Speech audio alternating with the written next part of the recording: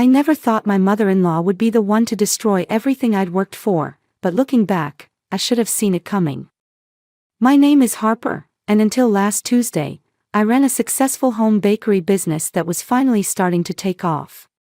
Now, well, let's just say I'm still trying to figure out how everything went so wrong so fast. The call came at 7:43 a.m., right as I was finishing the last touches on a massive corporate order for Wilkins Industries. Mr. Wilkins himself was on the line, and his voice could have cut glass. "These pastries are inedible," he spat. "Do you have any idea what you've done? I have 50 executives from across the country sitting in my conference room. And every single one of them just bit into what tastes like salt bombs disguised as croissants." My stomach dropped. "That's impossible," I said, gripping my phone tighter. "I tested every batch myself last night." "Well, clearly you didn't. This is absolutely unacceptable. I've already had 3 people complain of feeling ill. Consider your payment cancelled, and trust me, you'll be hearing from our legal department." The line went dead before I could respond. I stood there in my kitchen, surrounded by the familiar scent of vanilla and butter, trying to make sense of what just happened. These were my signature chocolate almond croissants, the same ones that had earned me a waiting list 3 months long. I'd been baking them for years. I rushed to my storage containers where I kept the backup samples from every order. With shaking hands, I broke one open and took a bite. The moment it hit my tongue, I knew something was terribly wrong. Instead of the delicate balance of sweet and buttery I'd perfected, I tasted nothing but salt, enough to make my eyes water. "No, no, no," I whispered, breaking open another one. Same thing. My mind raced back to the previous evening. I'd finished the entire order around midnight, packed everything carefully, and left it ready for morning delivery. The only person who had access to my kitchen between then and the 6 a.m. pickup was Harper. "Is everything all right?" I thought I heard voices. Lorraine stood in my kitchen doorway, still in her silk robe, looking concerned. My mother-in-law had been staying with us for the past week, claiming she needed a break from her empty house. She'd spent most of that time hovering around my kitchen, offering unwanted advice about how I should be running my business more professionally. "The Wilkins order," I said, my voice barely steady. "Someone tampered with it." "Oh, dear." She pressed a manicured hand to her chest. "What do you mean?" "The salt content is completely wrong. These are inedible.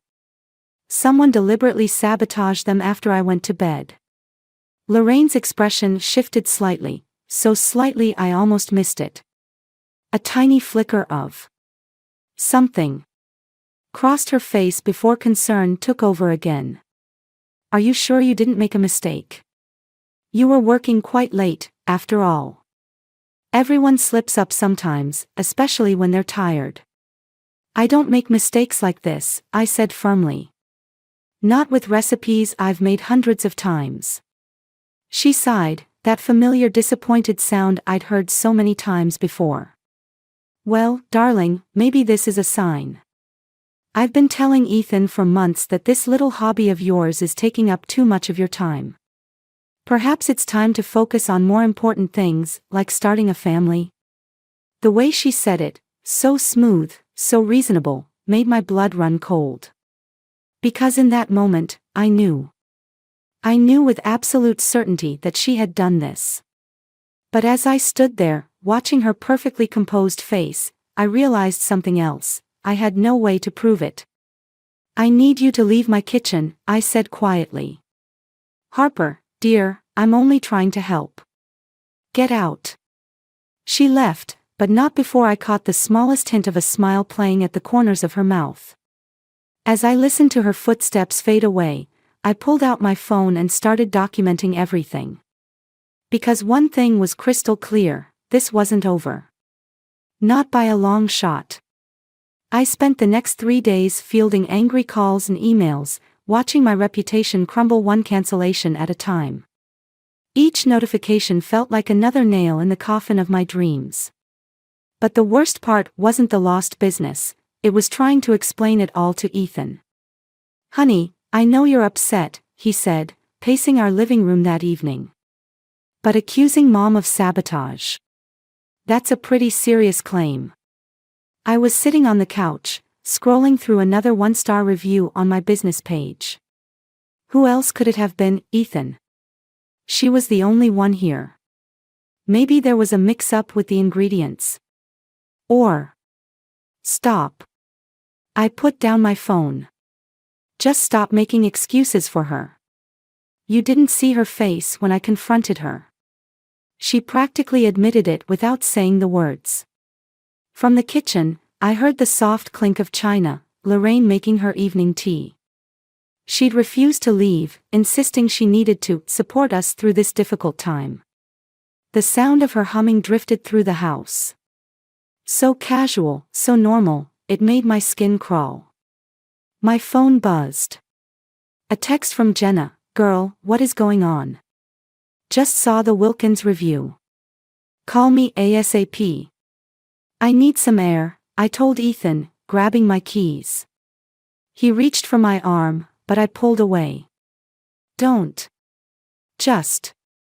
Don't." I drove to the coffee shop where Jenna and I always met during culinary school. She was already there, 2 lattes waiting on the table. One look at her face told me she understood exactly how bad things were. "Okay, spill," she said as I sat down. "And don't leave anything out." I told her everything, the sabotaged order, Lorraine's reaction, Ethan's denial. By the time I finished, my latte was cold and Jenna's expression had hardened. "You need to get cameras in that kitchen," she said firmly. "Like, yesterday." "I already ordered some," I admitted. "But it feels weird, setting up surveillance in my own home." "Honey, what's weird is having a mother-in-law who'd rather destroy your business than see you succeed." Jenna leaned forward. "Why do you think she's really doing this?"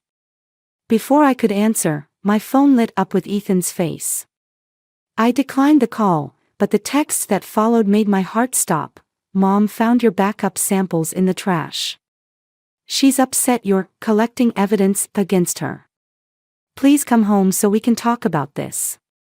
"Oh God," I whispered, showing Jenna the message. "That manipulative by..." Jenna caught herself. "Okay, here's what we're going to do. You're staying at my place tonight. Give everyone some space to cool down." But when I got home to pack a bag, Lorraine was waiting in my bedroom, sitting primly on my bed like she owned the space. "Harper, dear," she said, her voice dripping with concern. "I think we need to have a heart-to-heart about what's best for this family." "There's nothing to discuss," I said, grabbing my overnight bag from the closet. "You're right, there isn't." Her tone changed, steel beneath the silk. "Because this little baking fantasy of yours is over. Ethan needs a real partner, not someone playing at being a businesswoman in her kitchen." I turned to face her, finally seeing the truth of who she was. "You really think you've won, don't you?" She stood, smoothing her perfectly pressed slacks. "I think you need to decide what's more important, your silly little cakes or your marriage. Because dear," she paused at the door, "I've known my son his entire life. Who do you think he'll believe in the end?" As she left, I heard Ethan's car pulling into the driveway. My hands shook as I finished packing, but my mind was clear for the first time in days. Lorraine had just made a crucial mistake, she'd shown her hand too early. I pulled out my phone and played back the recording I'd started when I entered the room. Her words, crystal clear, would be impossible to explain away as a misunderstanding. But as I listened to her threat again, a new worry gnawed at my gut.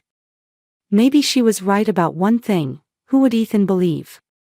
I spent 3 days at Jenna's place, ignoring Ethan's calls and trying to figure out my next move. On the 4th morning, while Jenna was at work, I went back home to grab more clothes. The house was quiet, Ethan at work, Lorraine presumably out somewhere plotting my downfall. Perfect. As I packed more clothes, something caught my eye: Ethan's old chest in the corner of our closet. He kept childhood mementos there, things from before we met. I'd never looked through it, never felt the need to. But now. My hands shook as I lifted the lid. Photo albums, school awards, and beneath them all, a stack of letters tied with faded ribbon. The top one was dated just months before our wedding. "My dearest Ethan," I read aloud, Lorraine's flowing script filling the page. "I'm writing this because I can't bear to see you make the same mistake I did. Marriage isn't about passion or dreams, it's about stability. Your father abandoned us to chase his ambitions, and now I see Harper heading down that same selfish path." The letter slipped from my fingers. There were dozens more, each one a carefully crafted manipulation. Warnings about me, subtle digs at my career choice, reminders of how she sacrificed everything for Ethan. "What are you doing?" I jumped. Ethan stood in the doorway, his face unreadable. "I found your mother's letters," I said, holding one up. "Did you know she's been plotting against me since before we got married?" He stepped forward, reaching for the letters, but I moved them away. "Those are private." "Private?" Like how she privately destroyed my business. Or how she privately threatened me in our bedroom. "Harper. No, you need to read these." I thrust a letter at him. "Your mother isn't who you think she is. She's been manipulating you, playing on your guilt about your father. Stop." His voice cracked. "Just stop." "Why?" "Because it's easier to pretend everything's fine. To let her destroy our marriage while you play peacekeeper." The front door opened downstairs. Lorraine's voice floated up: "Ethan. Is that you home early?" I grabbed my phone, ready to play the recording of her threat, but Ethan's next words stopped me cold. "I know what she did." I stared at him. "What?" "The Wilkins order. I saw her in the kitchen that night. I woke up and went to get water, and she was there, measuring salt into your containers." He wouldn't meet my eyes. I convinced myself I was seeing things that my mother couldn't. The betrayal hit me like a physical blow. "You knew. This whole time, you knew." I didn't want to believe it, he whispered. "She's my mother, Harper. The only family I have left. And what am I?" My voice was barely audible. "What have I been to you all these years?" Footsteps on the stairs. Lorraine appeared behind Ethan, taking in the scene, the open chest, the scattered letters, my tear-streaked face.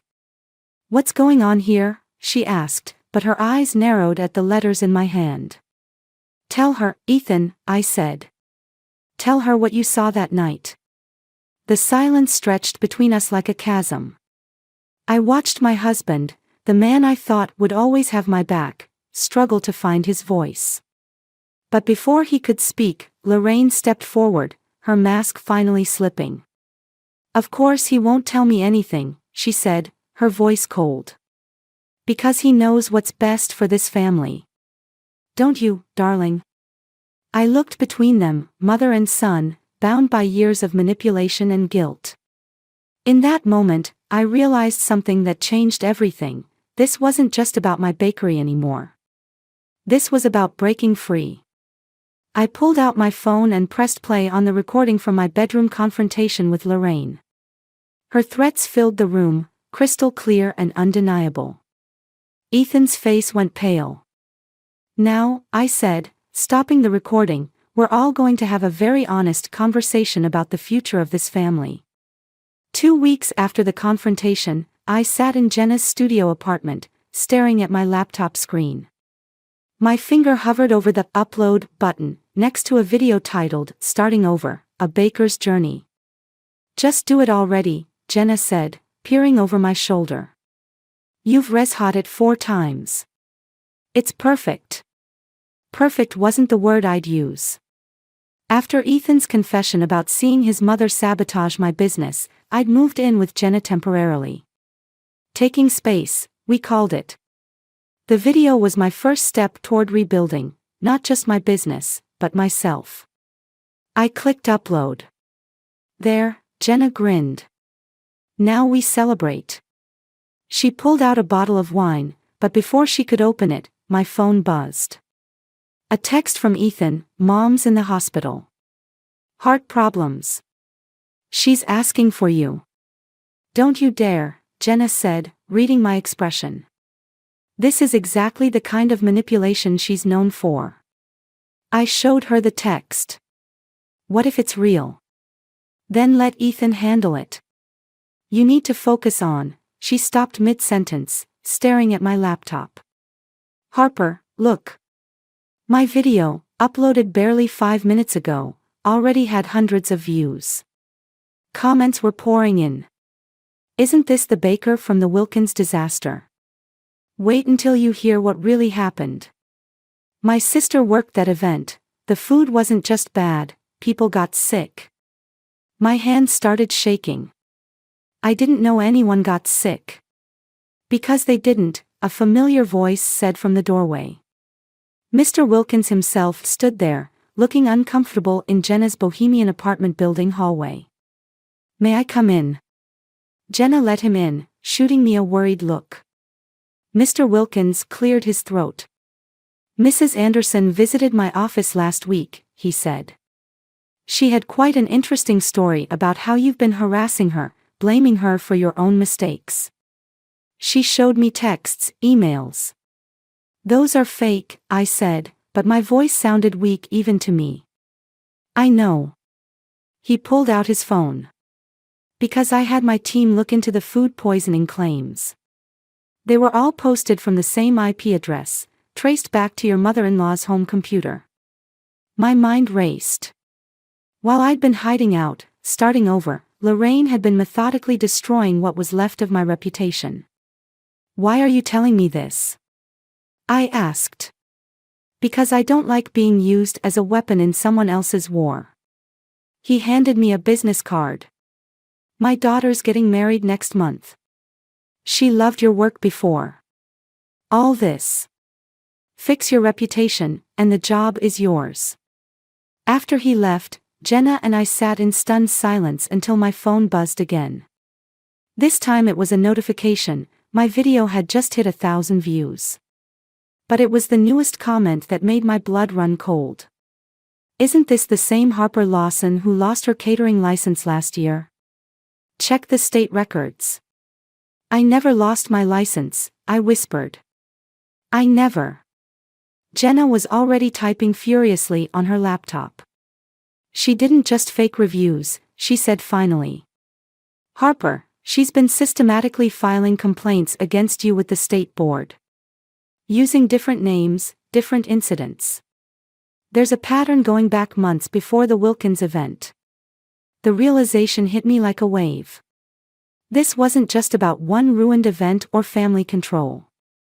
Lorraine had been playing a longer game, laying groundwork for my destruction long before I even knew I was under attack. My phone buzzed one more time. "Ethan again, she's asking for you. Please come. I need to tell you something important." I looked at Jenna, then at my laptop where comments were still pouring in. The choice crystallized in my mind. I could keep running, or I could face this head-on. "I'm going to the hospital," I said, grabbing my keys. "Harper, wait." "No." I turned to her. "I need to know how deep this goes. And if she's really sick." "Well, that's the perfect time for people to tell the truth, isn't it?" As I headed for my car, I pulled up the state licensing board's number. It was time to start fighting back, and I knew exactly where to begin. The hospital corridor smelled of disinfectant and lies. I found Ethan outside his mother's room, his face drawn with exhaustion. When he saw me, something flickered in his eyes. Relief? Fear? I couldn't tell anymore. "Before we go in," he said, pulling me aside, there's something you need to know. The doctors. They can't find anything wrong with her. Of course they couldn't. I almost laughed. But that's not all, he continued. I found something on her computer. She's been planning this for months, the complaints, the reviews, everything. There are spreadsheets, Harper. Detailed plans dating back to before our wedding. My throat tightened. Why tell me this now? Because she doesn't know I found them. And. He hesitated. Jenna called. She wants you on her show next week. Mom's been watching your videos, she knows about the opportunity. I think this hospital visit is her way of stopping you. Before I could respond, Lorraine's voice drifted from the room. Ethan? Is that Harper I hear? We entered to find her propped up in bed, looking frail but somehow still perfectly put together. Her eyes locked onto mine with the intensity of a predator. Oh, sweetheart, she said, reaching for my hand. I'm so glad you came. I've been watching your little cooking videos. They're cute. I kept my distance. Mr. Wilkins visited me today. Her hand dropped slightly, but her smile never wavered. Did he? How nice. I hope he wasn't too harsh about those unfortunate food poisoning incidents. The ones you fabricated from your home computer. The monitor beside her bed beeped slightly faster. I don't know what you're talking about. Ethan, darling, can you get me some water? No, Ethan said quietly. I think I need to hear this. Lorraine's facade cracked, just for a moment. I was only trying to protect our family. Harper's little bakery dream was tearing us apart. Surely you can see that. The only thing tearing us apart is you, I said, pulling out my phone. I spoke to the licensing board today. They're investigating all those complaints you filed. And guess what? They're very interested in the pattern they found. She sat up straighter, her theatrical fragility forgotten. You wouldn't dare pursue this. Think about what it would do to Ethan, having his mother investigated for fraud. I already am, Ethan cut in. I filed the initial report myself. The silence that followed was deafening. Lorraine stared at her son like she'd never seen him before. I'm doing the show with Jenna next week, I said into the quiet. You can't stop that. But what happens next is up to you. Is it? Her voice had turned cold. You think one little cooking show appearance will fix everything? I still have copies of every email, every review. One click, and what? I stepped closer to her bed. You'll prove how far you'll go to destroy your son's happiness. Because that's what you're doing. It's not about me anymore, it's about him watching his mother choose destruction over love. The monitor's beeping increased again, but this time I knew it wasn't from any real medical condition. It was the sound of control slipping away. Ethan, she whispered, you can't let her do this to me. But Ethan moved to stand beside me, his hand finding mine. You did this to yourself, Mom. And it stops now. As we turned to leave, Lorraine called out, if you walk out that door, don't expect to ever come back. We kept walking, but in the hallway, Ethan's hand trembled in mine. The weight of what he'd just done hung heavy between us. My phone buzzed, Jenna, confirming the show details. 1 week to prepare, to prove myself on national television. 1 week to rise from the ashes or crash and burn completely. Are you sure about this? I asked Ethan. He squeezed my hand. No. But I'm sure about you. Behind us, we could hear Lorraine calling for a nurse, her voice rising with manufactured hysteria. But for the first time since this all began, I wasn't afraid of what she might do next. I was ready. The studio lights felt like an interrogation lamp as I arranged my ingredients on the counter. Jenna's show, Sweet Success, would go live in 30 minutes, and everything had to be perfect. My signature chocolate almond croissants, the same ones Lorraine had sabotaged, would be my redemption piece. 10 minutes to mic check, a production assistant called out. I reached for my pre-measured flour but froze. The texture was wrong. I pinched some between my fingers, tasted it. Salt. My heart stopped. No, I whispered, checking the other ingredients.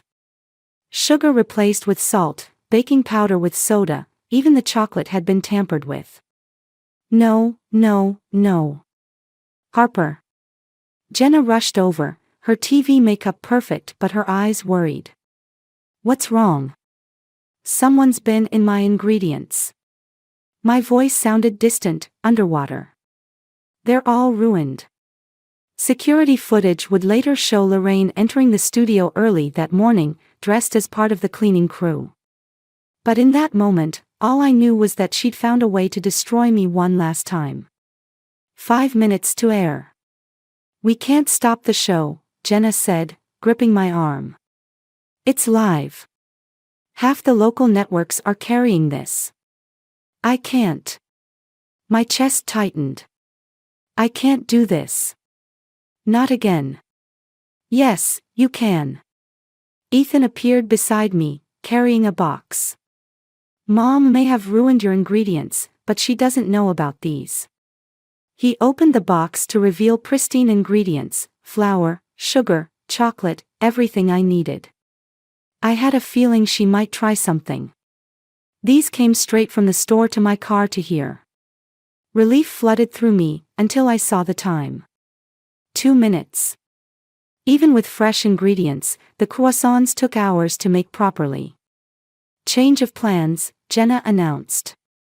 Harper, remember that chocolate soufflé you made in culinary school? The one that won the speed challenge? I nodded slowly. That's your new recipe. 20 minutes, start to finish. Live TV. Show everyone what you can really do under pressure. 30 seconds. As I frantically reorganized my station, movement in the studio audience caught my eye.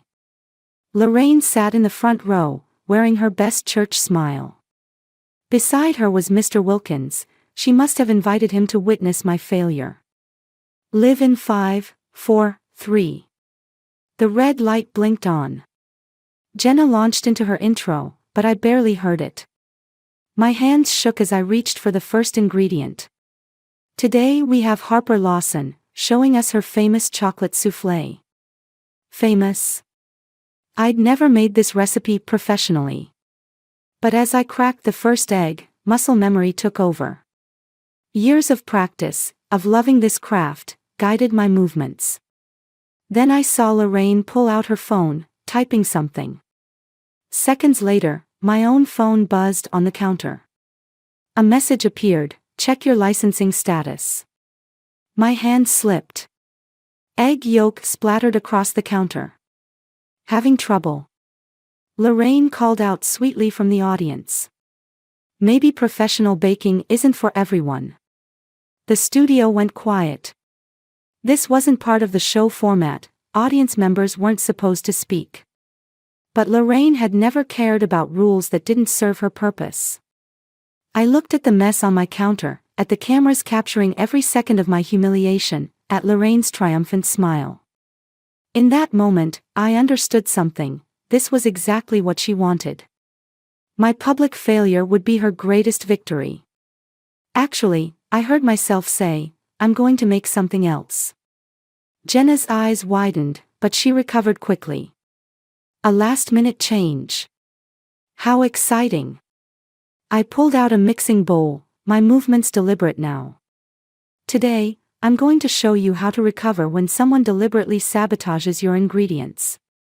Because that's what real baking is about, not just following recipes, but understanding how to fix what's broken. Lorraine's smile faltered as I held up the salt-filled flour bag. Let's start by talking about what happens when someone replaces your ingredients with salt. Again. The audience gasped. Cameras swung toward Lorraine. And for the first time since this nightmare began, I felt truly in control. You see, I continued, the interesting thing about sabotage is that it leaves evidence. Just like security footage. Jenna's producer was already signaling frantically, queuing up the morning security tape. Game on, Lorraine. The security footage played on the studio's giant screens, showing Lorraine in a cleaner's uniform, methodically replacing my ingredients. The audience gasped.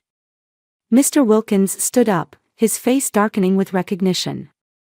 But I kept baking, my hands steady now as I separated eggs and measured chocolate. You see, I continued, my voice carrying through the silent studio, baking isn't just about following recipes. It's about understanding why things work, or don't work. Lorraine rose from her seat. This is ridiculous. I'm not going to sit here and... Security footage from the Wilkins event, Jenna cut in smoothly, signaling her producer. The screen split, showing a second video, Lorraine in my kitchen months ago, performing the same sabotage. That's private property. Lorraine's voice cracked. You had no right to.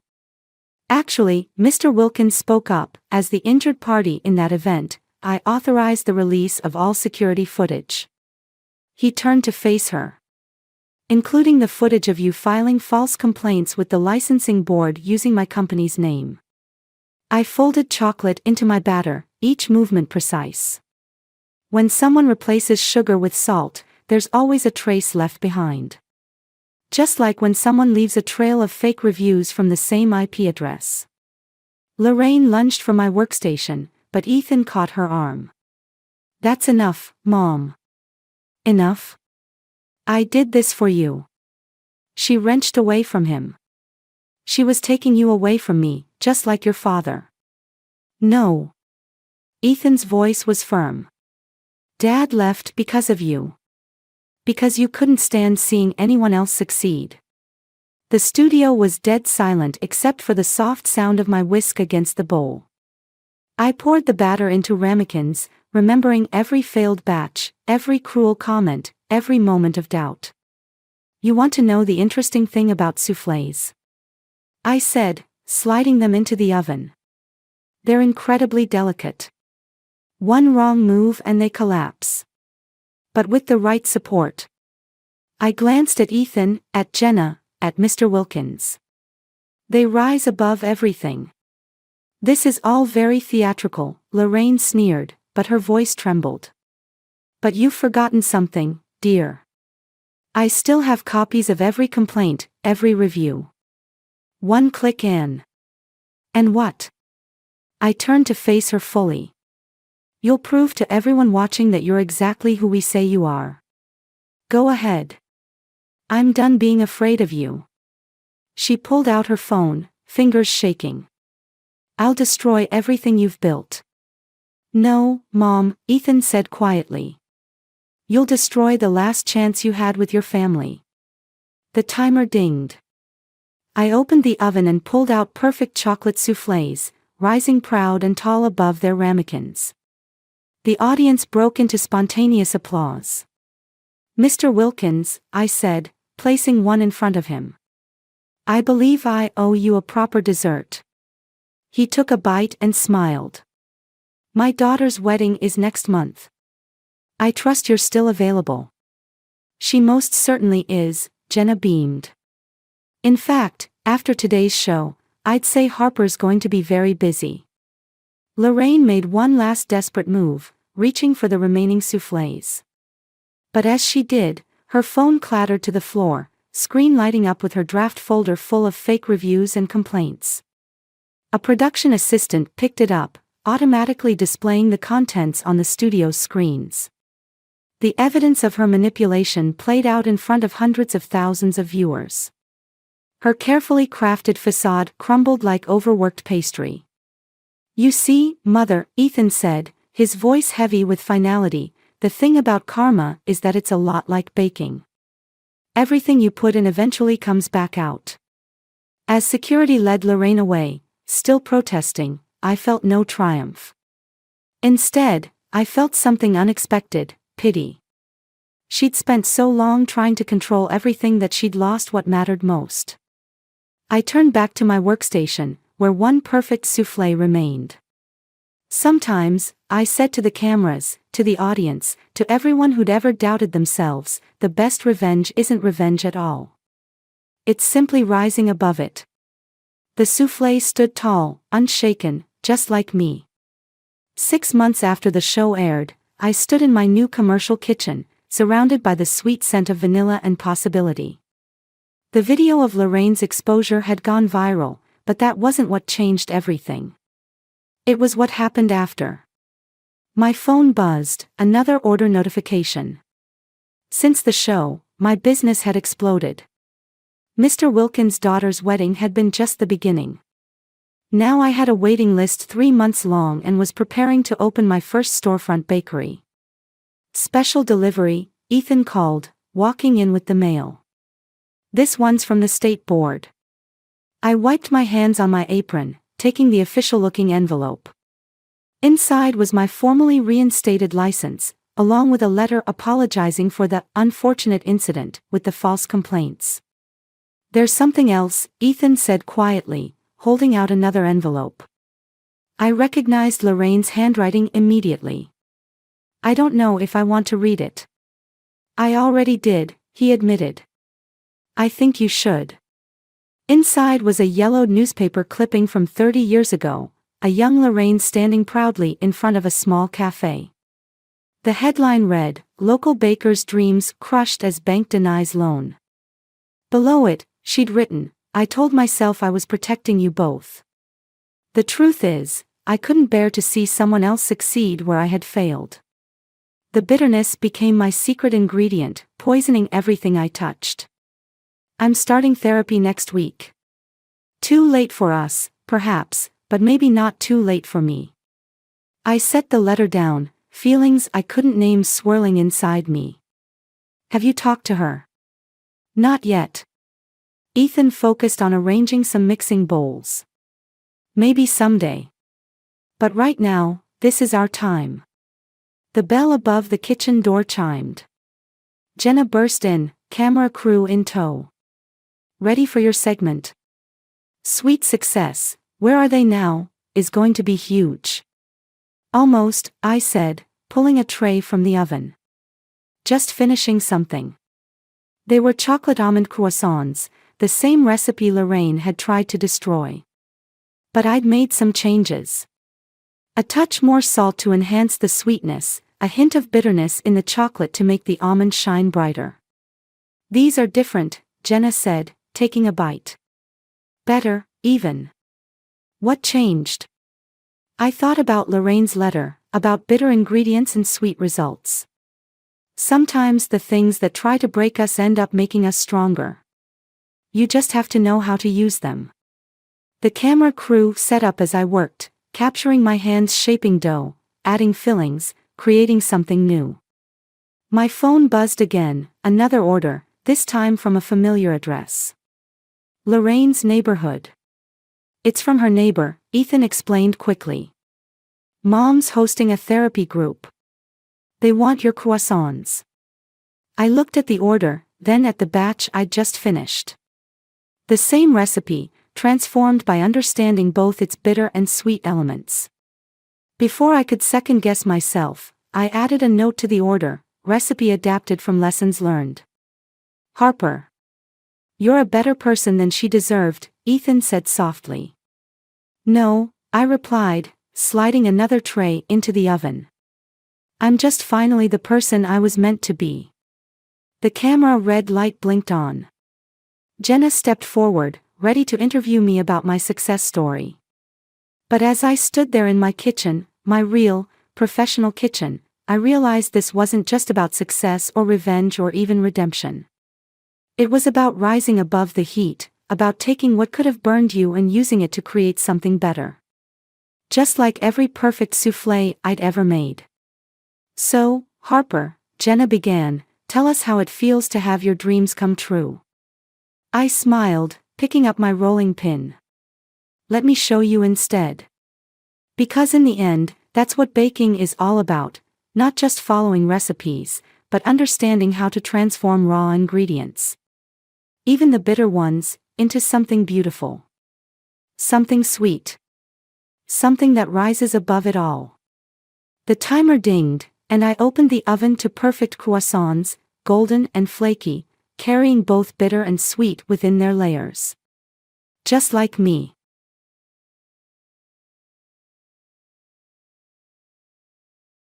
I'm Catherine, and I was born into what you'd call a typical American family.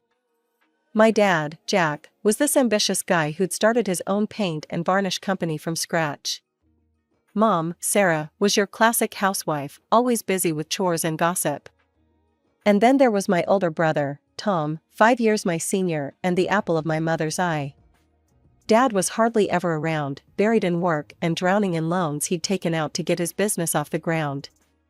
When he did show up, he'd lock himself in his office, muttering about invoices and profit margins. Mom, well, she made it clear from day one that Tom was her favorite.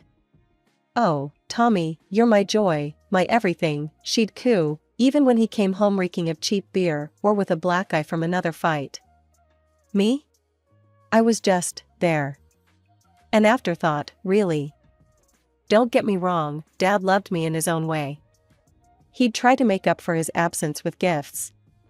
For my 9th birthday, he gave me this clunky video camera.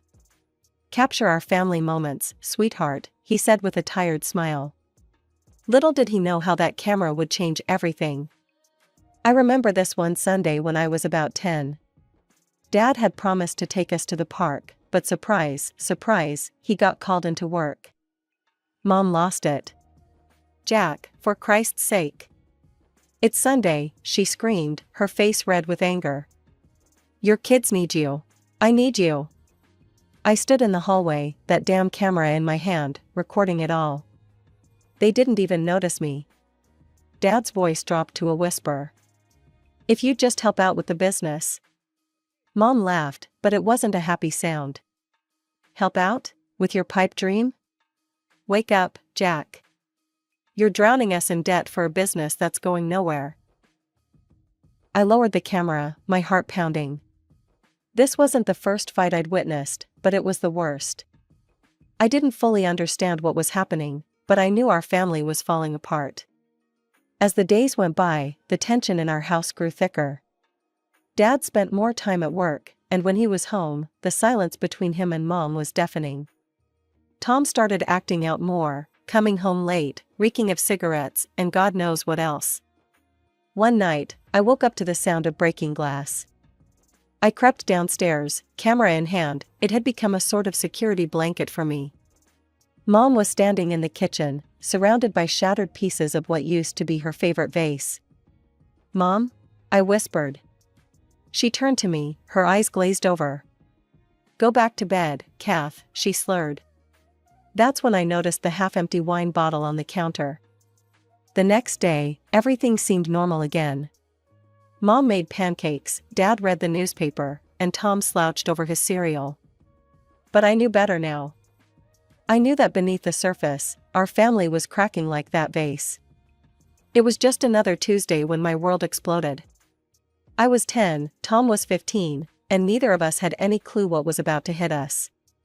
I was in my room, fiddling with my camera, when I heard the front door slam.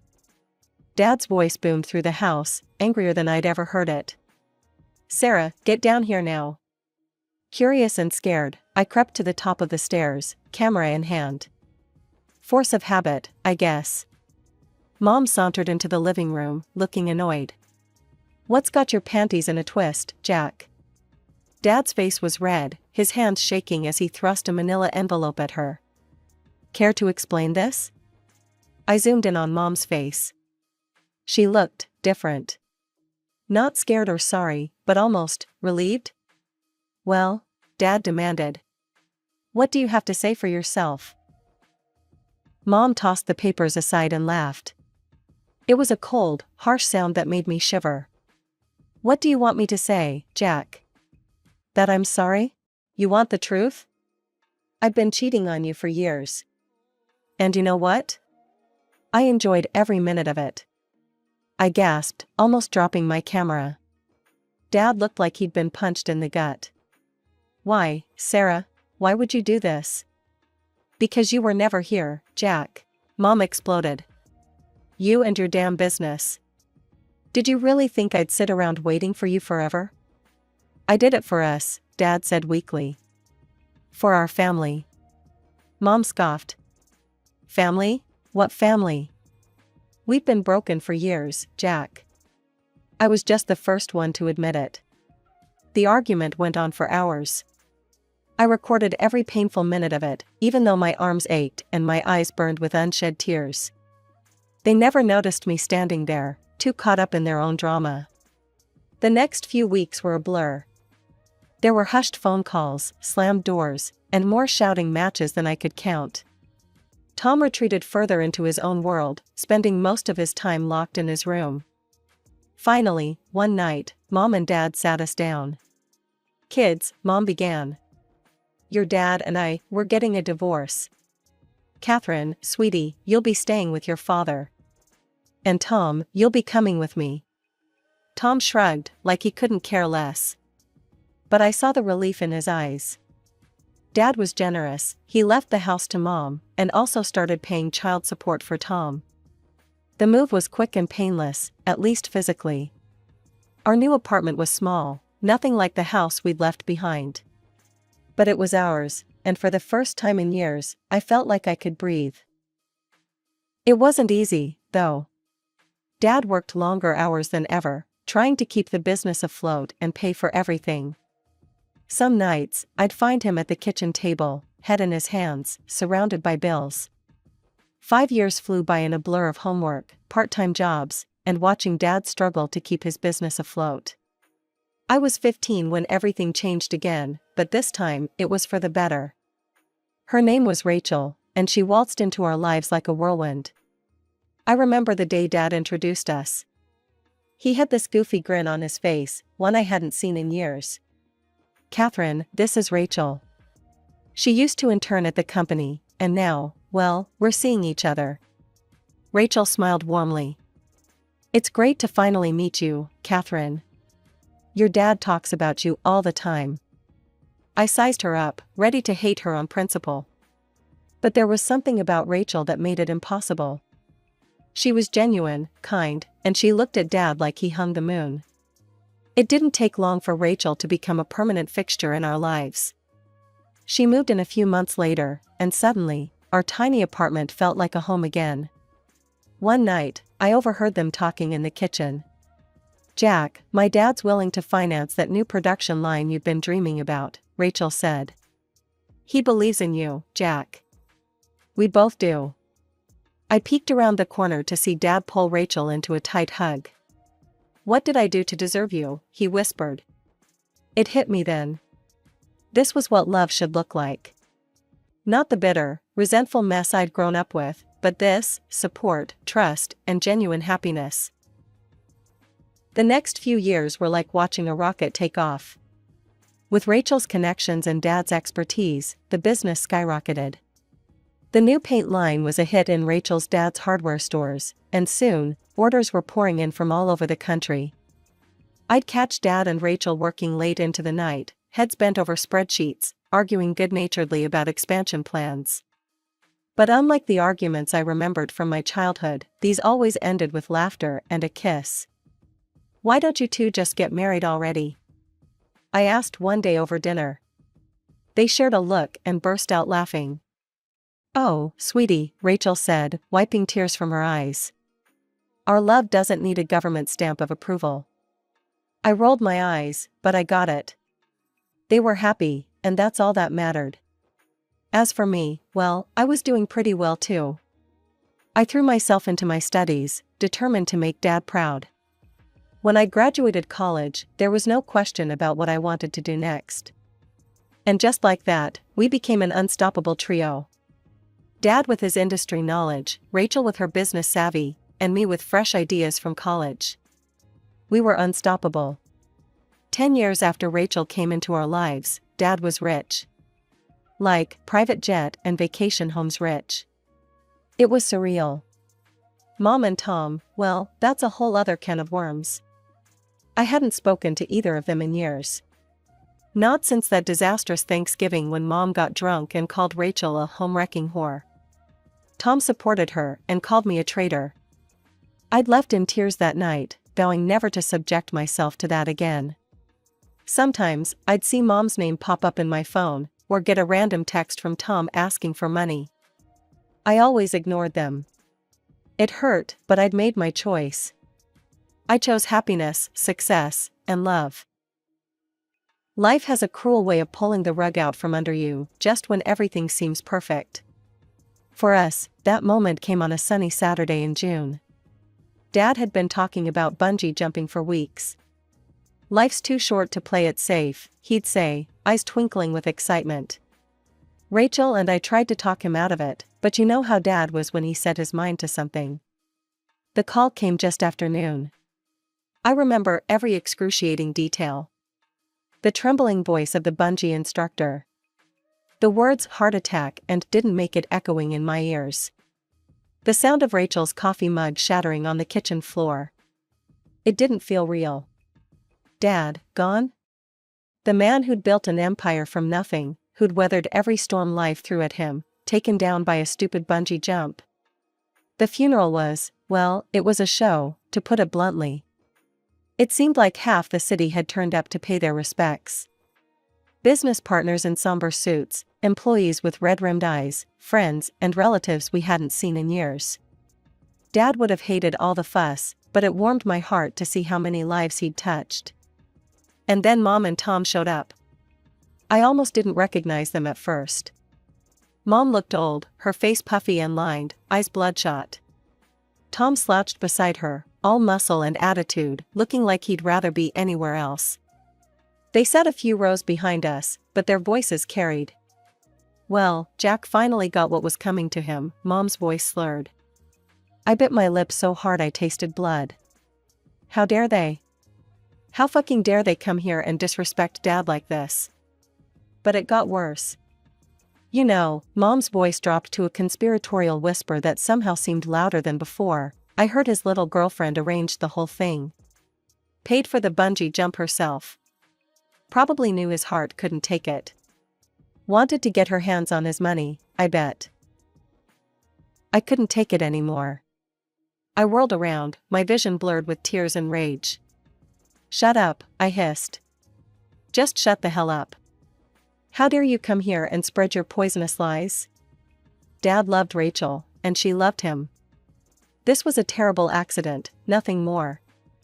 So if you can't show some basic human decency and respect, then just leave. Nobody wants you here anyway. The church fell silent. All eyes were on us. Mom stood up, swaying slightly. "Come on, Tom, we're leaving. Let them have their little pity party. We'll see them at the will reading." The rest of the funeral passed in a haze of grief and anger. But as we stood by Dad's grave, watching the casket being lowered, I couldn't shake the feeling that this was just the beginning of our troubles. 2 weeks after we laid Dad to rest, we all gathered in Mr. Goldstein's office for the reading of the will. The tension in the room was thick enough to cut with a knife. Rachel sat beside me, her face a mask of calm. Mom slouched in her chair, looking like she'd rather be anywhere else. Tom stood by the window, arms crossed, scowling at nothing in particular. Mr. Goldstein cleared his throat and began reading. "I, Jack Thompson, being of sound mind and body, do hereby." I tuned out the legal jargon, my heart pounding.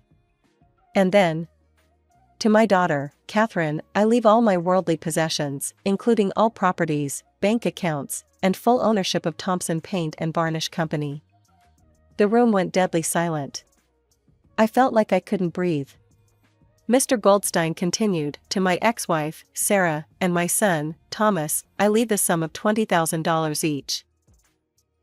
"What?" Mom's shriek made us all jump. "This is bullshit. That business was my idea. I sacrificed everything for Jack and that goddamn company. I raised his children while he was off playing businessman. That company is rightfully mine." I glanced at Rachel. She sat there, calm as ever, but I could see the slight tremor in her hands. Mom, I said, trying to keep my voice steady, Dad built that company from nothing. You didn't even believe in him when he started. She rounded on me, eyes blazing. You ungrateful little brat. I should have known you'd side with him. You always were Daddy's little girl, weren't you? I took a deep breath. Look, I don't want to fight. If it'll make you feel better, I'll give you $100,000. Just, please, let's end this here. Mom laughed, a harsh, bitter sound. $100,000? You think you can buy me off that easily? No, sweetheart, I'm going to sue. I'm going to take every last penny that son of a bitch owed me. Enough. Mr. Goldstein's voice cut through the argument. The will is clear and legally binding. If you wish to contest it, Mrs. Thompson, you're welcome to do so through the proper legal channels. Now, if there's nothing else, I think we're done here. Mom stormed out, slamming the door behind her. Tom followed, but not before shooting me a look that could curdle milk. As Rachel and I left the office, I felt a weight settle on my shoulders. Dad's company, his legacy, it was all mine now. And apparently, so were his problems. After the disaster at Mr. Goldstein's office, Rachel and I retreated to Dad's, my penthouse. The silence was deafening as we both tried to process what had just happened. Rachel, I said, breaking the quiet. We need to talk about the business. I want you to have a part of it. 20%. Rachel's eyes widened in shock. Catherine, no, your father left it to you. It's yours. I shook my head. It's ours. You've invested so much in it, not just money, but time and energy. You helped build it into what it is today. It's only fair. Rachel's eyes filled with tears. Before I knew it, she had engulfed me in a tight hug. Thank you, she whispered. Jack would be so proud of you. We signed the papers that afternoon. It felt right, like I was honoring Dad's memory and securing our future all at once. But of course, Mom couldn't let us have even this small victory. The lawsuit came 2 weeks later. Mom was demanding the entire business and most of Dad's property. Her lawyer threw around phrases like marital assets and unjust enrichment, but it all boiled down to one thing: she wanted what she thought Dad owed her. The next few months were a blur of court appearances, depositions, and sleepless nights. Rachel and I threw ourselves into running the company, determined not to let Mom's vendetta derail everything Dad had worked for. In the end, the judge rejected Mom's claims.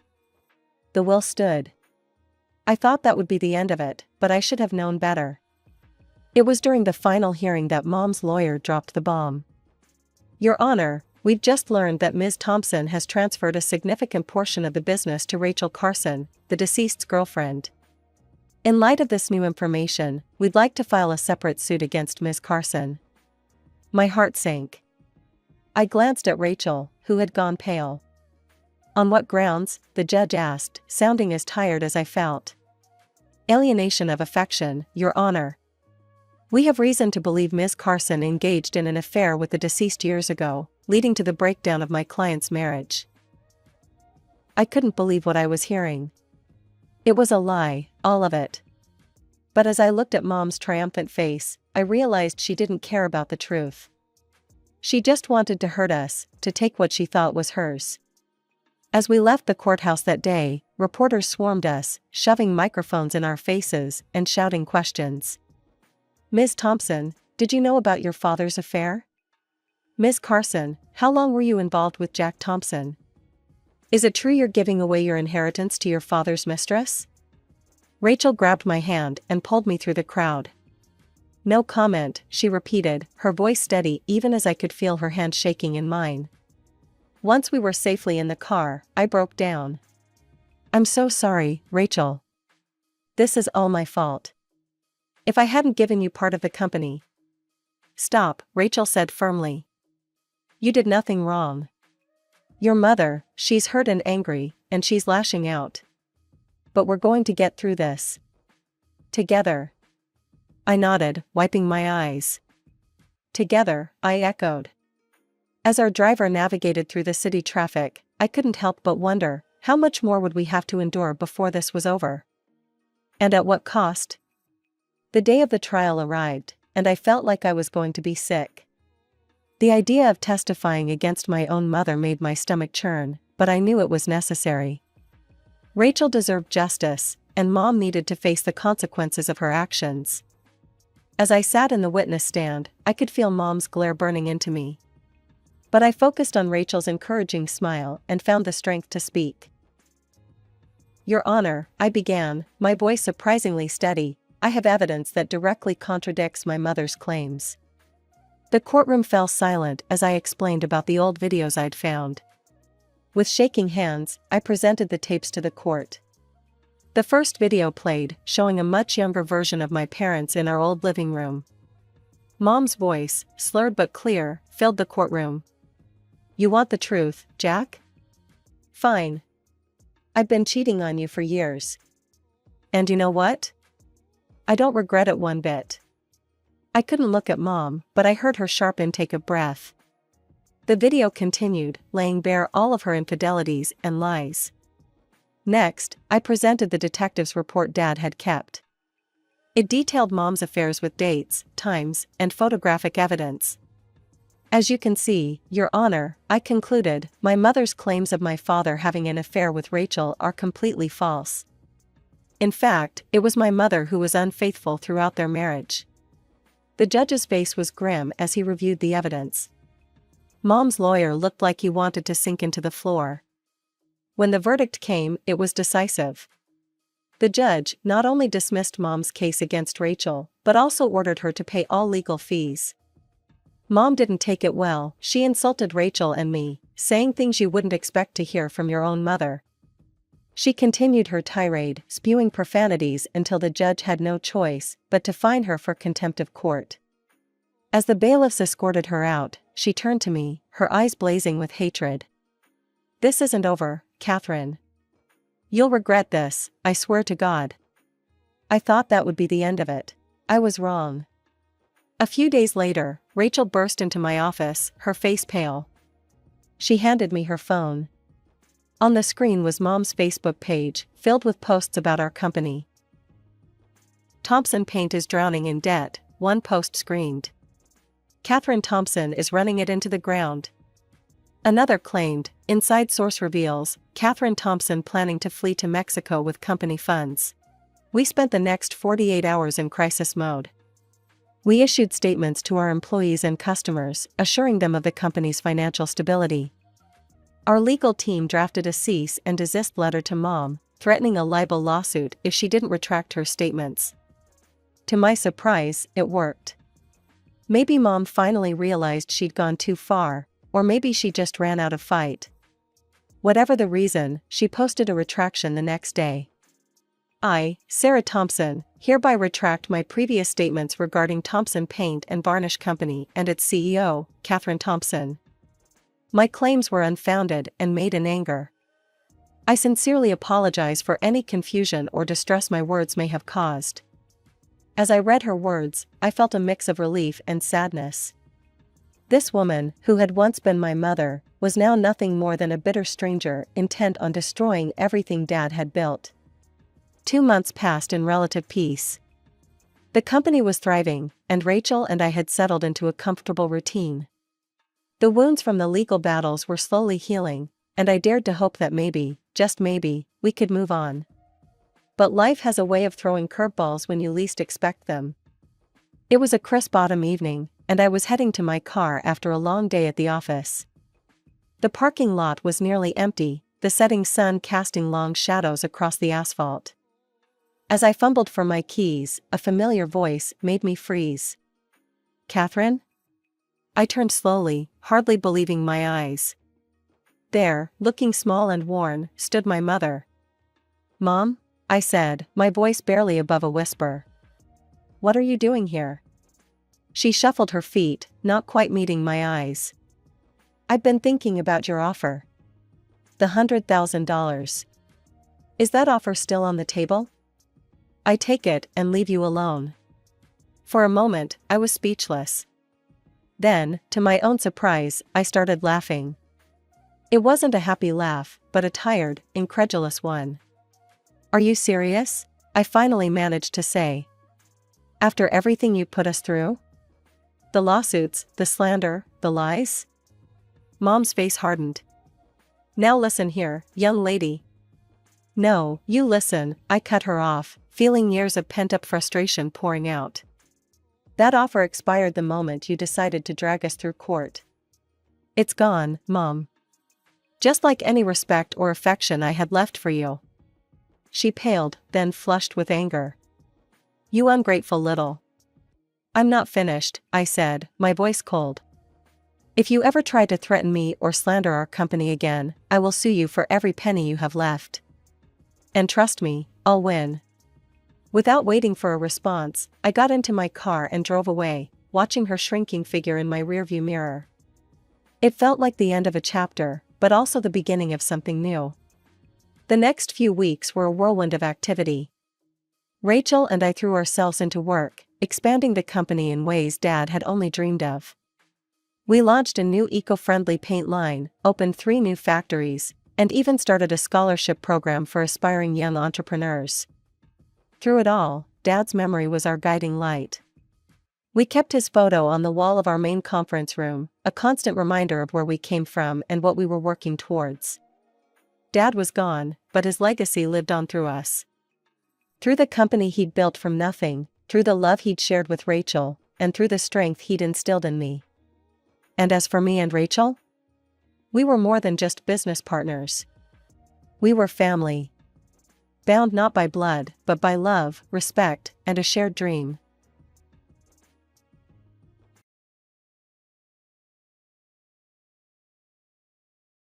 I'm Cameron, and I grew up in the shadow of a star. That star was my older sister, Lily. Our house was always filled with people, aunts, uncles, cousins, you name it. They'd pour into our backyard like ants to a picnic, drawn by the promise of my mom's famous barbecue and the chance to see Lily perform. Our backyard was like a stage, with its neatly trimmed lawn and the big oak tree that provided the perfect backdrop. Dad would fire up the grill, the smell of charcoal and sizzling meat filling the air, while Mom bustled around, making sure everyone had a drink in hand. "Lily, sweetie," Aunt Marge would call out, her voice cutting through the chatter. "Why don't you give us a little song?" And just like that, all eyes would turn to my sister. Lily would hop onto a chair, her golden curls bouncing, a mischievous glint in her eye. She'd clear her throat dramatically, and then, magic. "My heart will go on and on," she'd warble, doing her best Celine Dion impression. The adults would go wild, clapping and cheering like they were at a real concert. Mom and Dad would beam with pride, Dad often wiping a tear from his eye. Meanwhile, I'd be off to the side, trying to blend in with the bushes. It's not that I didn't want to join in, but every time I opened my mouth to sing, it sounded like a cat being strangled. And poetry? Forget about it. The words would tangle on my tongue, leaving me red-faced and stammering. I've heard my relatives whisper that I'm so unlike my sister. It wasn't just the relatives. Mom and Dad made it clear who the star of the family was. While Lily got shuttled from dance classes to singing lessons to art workshops, I was left to my own devices. Not that I minded much.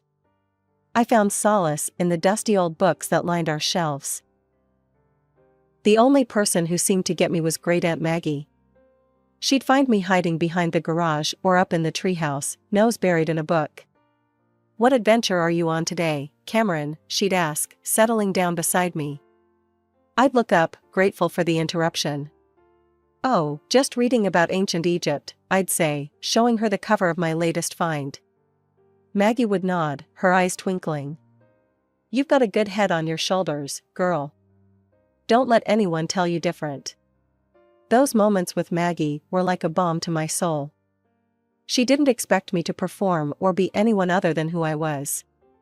With her, I could just be Cameron, the quiet, bookish girl who preferred the company of paper and ink to the chaos of family gatherings. But as much as I cherished those moments, they couldn't erase the sting of being the forgotten child. Every time Lily mastered a new song or won another award, my parents would shower her with praise and gifts. New clothes, the latest gadgets, you name it, Lily got it. And me? I got hand-me-downs and sighs of exasperation. School became my sanctuary. While I wasn't exactly Miss Popularity, I found my groove in the classroom. I wasn't content to just sit there and let the lessons wash over me. No, I was determined to understand every single thing the teachers said. "Mrs. Thompson," I'd say after class, my voice quiet but steady, "could you explain that bit about mitosis again? I didn't quite get it." She'd smile, obviously pleased by my interest. "Of course, Cameron. Why don't we go over it together?" If a teacher couldn't spare the time, I'd ask for book recommendations. Soon, my backpack was always bulging with extra reading material. I'd stay up late, poring over those books, determined to master every subject. All that hard work paid off. By the time I hit high school, I was top of my class. For once in my life, I was the best at something. I even made a few friends, other bookworms, who didn't mind my quiet ways. As graduation approached, our house became Lily Central. Mom was constantly helping her put together her portfolio for the advertising and PR program at some fancy college. "Oh, honey, this campaign idea is perfect," Mom would gush, looking at Lily's work. "You're so talented." I'd roll my eyes and retreat to my room, burying myself in my studies. But one night, during yet another family dinner devoted to Lily's college plans, something in me snapped. "I'm going to college too," I blurted out. "I want to study management." The silence that followed was deafening. Then, to my shock and hurt, they all burst out laughing. "Oh, sweetie," Mom said, wiping tears of mirth from her eyes. "We don't have money for that. You'll need to get a job after graduation. You're just not as gifted as your sister." I felt like I'd been slapped.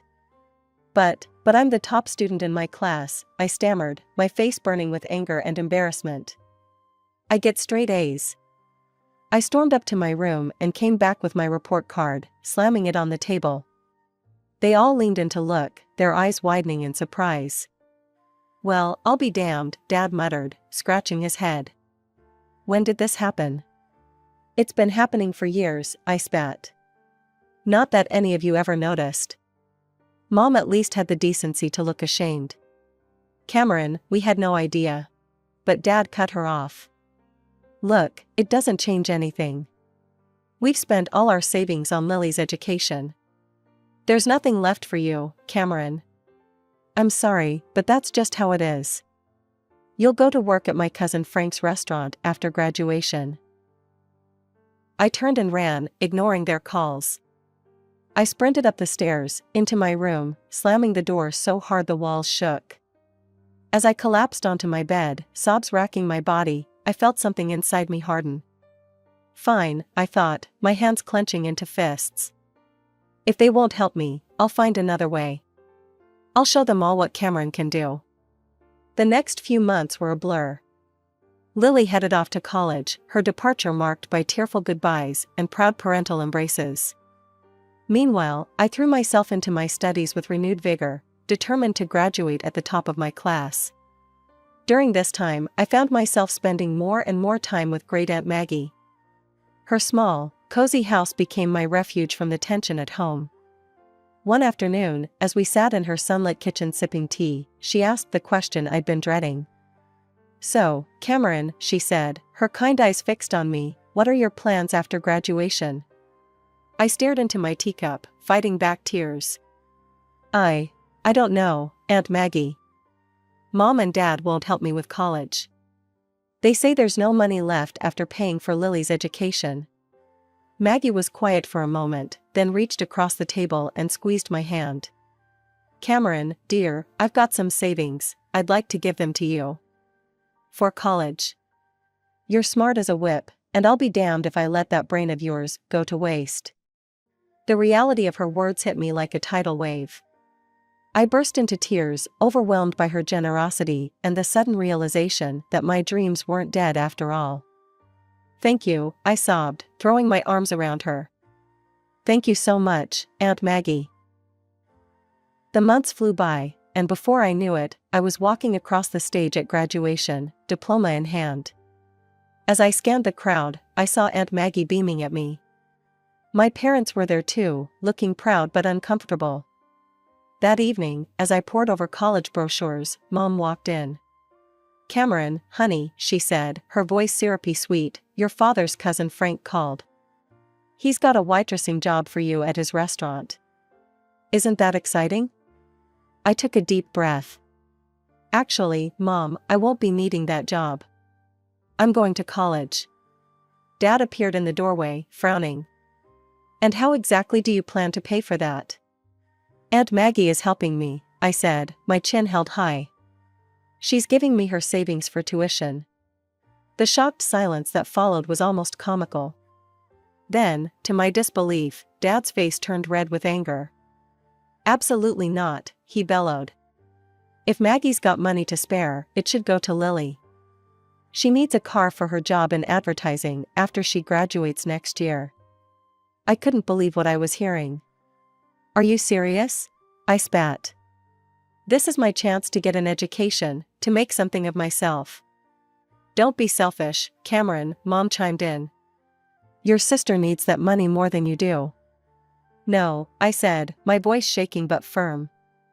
"This is my money now, and I'm using it for college." End of discussion.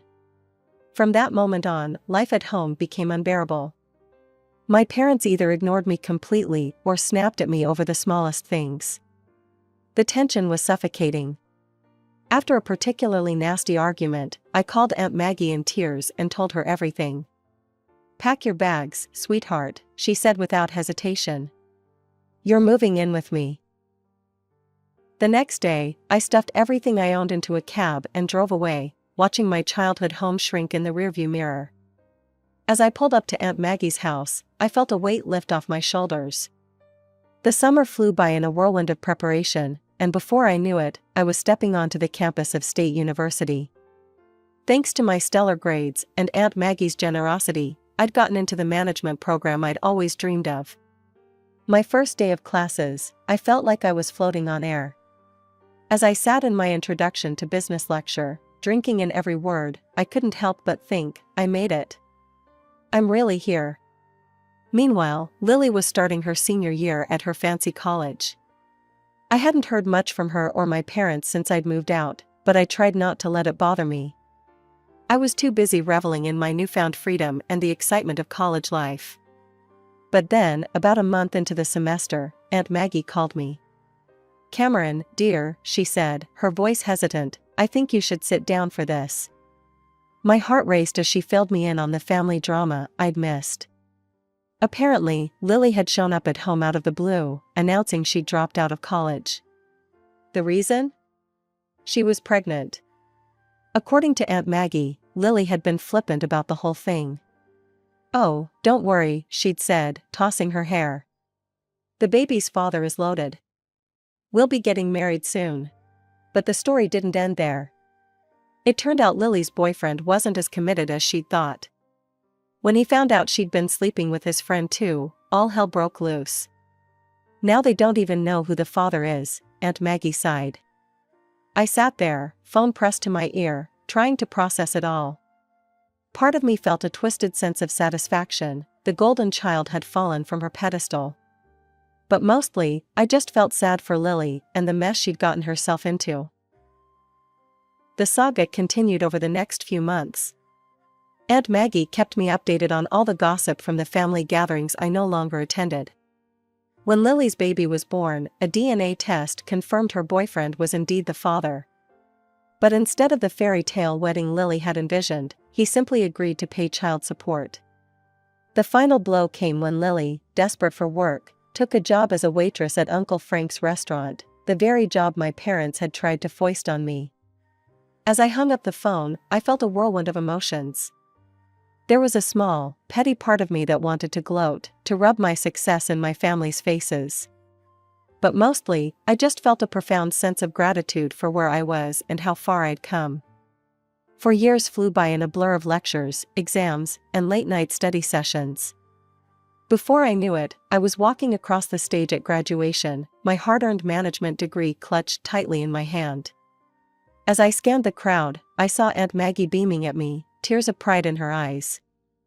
Thanks to my top grades and glowing recommendations from my professors, I landed a job as a manager at the Gilded Fork, one of the most prestigious restaurants in the city. The salary was more than I'd ever dreamed of, and for the first time in my life, I felt truly successful. With my first paycheck, I knew exactly what I wanted to do. I marched into the electronics store and bought the latest smartphone for Aunt Maggie. Her face lit up when I presented it to her. "Oh, Cameron," she gasped, turning the sleek device over in her hands. "This is too much." I grinned, already pulling out my own phone. "Not at all. Now, let me show you how to use it." Over the next few weeks, I taught Aunt Maggie the ins and outs of social media. She took to it like a duck to water, especially loving Facebook's video feature. Soon, her page was filled with clips of her garden, her cat, and her infamous apple pie in various stages of creation. I'd watch her videos during my lunch breaks, always making sure to leave a comment or a like. It was our way of staying connected, even when work kept me busy. One day, as I was preparing for the dinner rush, my phone buzzed. I glanced at it, surprised to see my mother's name on the screen. We hadn't spoken in years. "Cameron?" Her voice was hesitant. We were hoping you might come over to talk." After a long pause, I agreed. That Sunday, I found myself standing on the porch of my childhood home, my hand hovering over the doorbell. Before I could press it, the door swung open. "Cameron!" My mother pulled me into a tight hug. "Oh, sweetie, it's so good to see you." Inside, I found my father, Lily, and a toddler I assumed was my niece. The atmosphere was tense, but not hostile like I'd feared. "You look good, kiddo," Dad said, his voice gruff but warm. "We hear you're doing well for yourself." I nodded, still wary. "I am. I'm a manager at the Gilded Fork now." Their eyes widened at the name of the restaurant. Mom cleared her throat. That's wonderful, dear. Actually, that's part of why we wanted to talk to you." Over the next hour, they apologized for how they'd treated me, admitting they'd been wrong to dismiss my potential. Then came the real reason for the reunion. "Cameron," Mom said, glancing at Lily, we were wondering if you might be able to help Lily get a job at your restaurant." I looked at my sister, bouncing her daughter on her knee. She wouldn't meet my eyes. "I'll see what I can do," I said finally. "No promises, but I'll ask." True to my word, I spoke to Mr. Reeves, the restaurant owner, about Lily. To my surprise, he agreed to give her a shot as an administrator. Lily started the following week. I watched her closely, half expecting her to fail or cause drama. But to my shock, she excelled. She was punctual, efficient, and the customers loved her charm. As the weeks passed, I found myself relaxing around her. We weren't best friends by any means, but we developed a cordial working relationship. Just when I thought I had everything figured out, the universe decided to throw me another curveball, this time, a positive one. Mr. Reeves called me into his office one day. My heart raced, wondering if I'd done something wrong. Instead, he grinned at me and said, "Cameron, how would you like to help me expand the business?" Before I knew it, I was overseeing the opening of not one, but 3 new restaurants. My days became a whirlwind of staff meetings, menu tastings, and number crunching. It was exhausting, exhilarating, and everything I'd ever dreamed of. The promotion came with a significant pay bump, and suddenly, I found myself with more money than I knew what to do with. That's when the calls from my parents started. At first, it was just small things. "The roof is leaking," Mom would say, her voice hesitant. "We were wondering if you might be able to help out a little." I was surprised at how good it felt to say yes, to be able to solve their problems with a simple transfer of funds. It started with the roof, then it was a new water heater, and before long, I was funding a complete home renovation. As their financial situation improved, thanks to my monthly allowance, the infamous family parties started up again. But this time, when I attended, things were different. Have you heard about Cameron's latest project? Mom would gush to the relatives.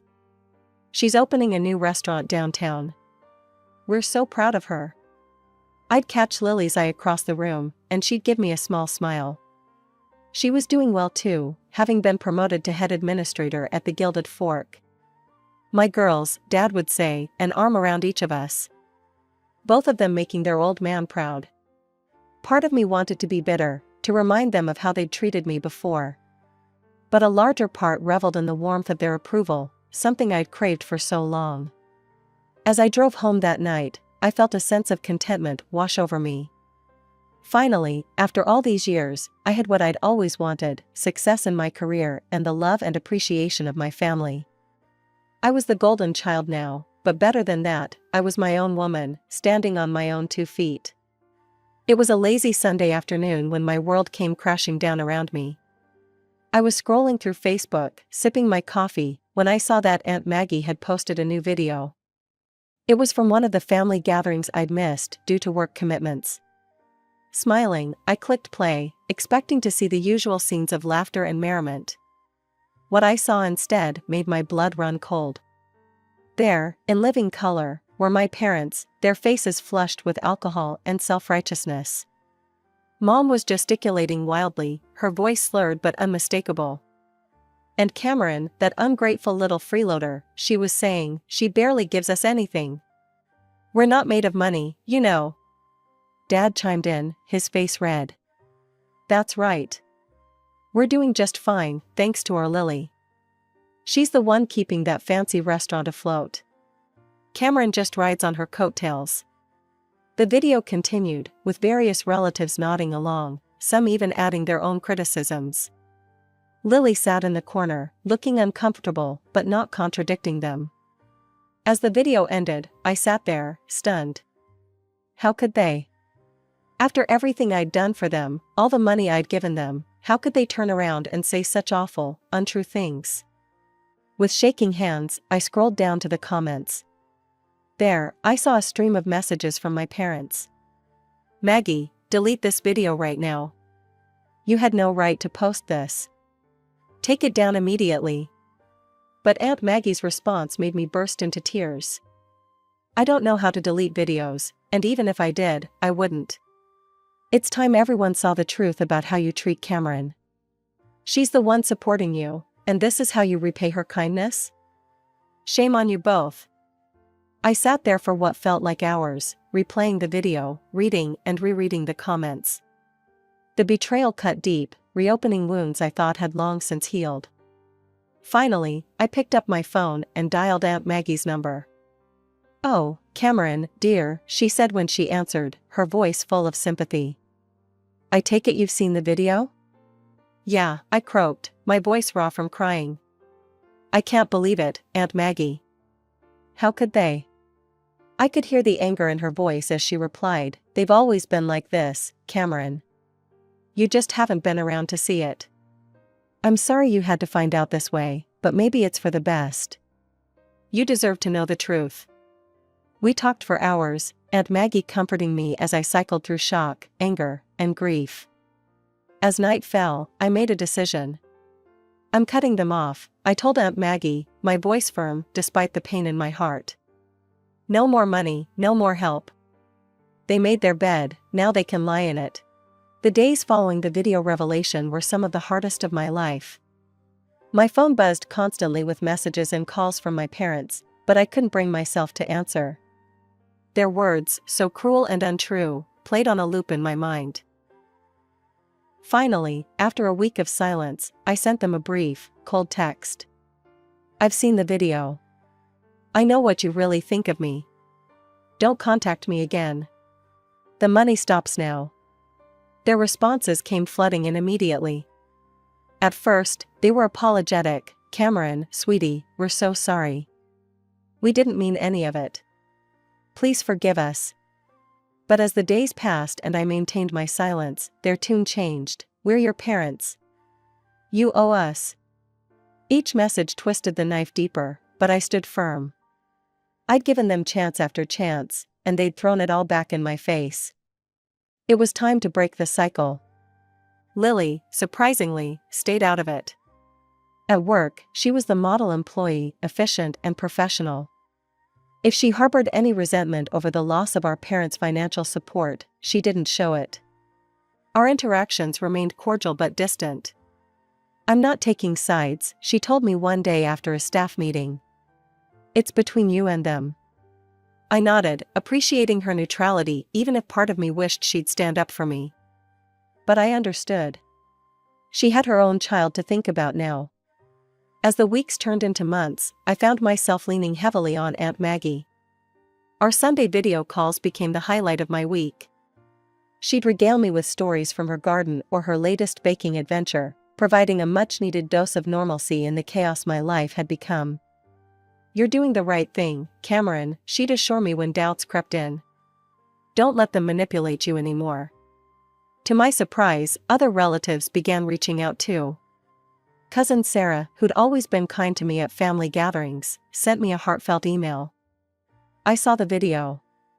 I want you to know I think you're amazing, Cameron. What you've achieved, how you've helped everyone, you're an inspiration. Don't let anyone tell you otherwise." Uncle Bob, Dad's brother, called me out of the blue. "Kid, I've watched you grow up and become this incredible woman. Your parents are fools if they can't see how special you are. You've got family in your corner, remember that." These messages of support were like balm to my wounded heart. I realized that while I might have lost my parents, I'd gained a family who appreciated me for who I truly was. As the year drew to a close, Mr. Reeves called me into his office. I went in nervous, wondering if the family drama had somehow affected my work performance. Instead, he smiled broadly and said, "Cameron, I'm retiring next year. I want you to take over as CEO of the restaurant group." I stood there, shocked into silence. Finally, I managed to stammer out, Are you sure?" He nodded, his eyes twinkling. "I've never been more sure of anything in my life. You've earned this, Cameron. You're the reason this business has flourished. It's time you took the reins." As I left his office, my head spinning with possibilities, I realized something profound. The little girl who'd been overlooked and underestimated had grown into a woman who'd surpassed everyone's expectations, including her own.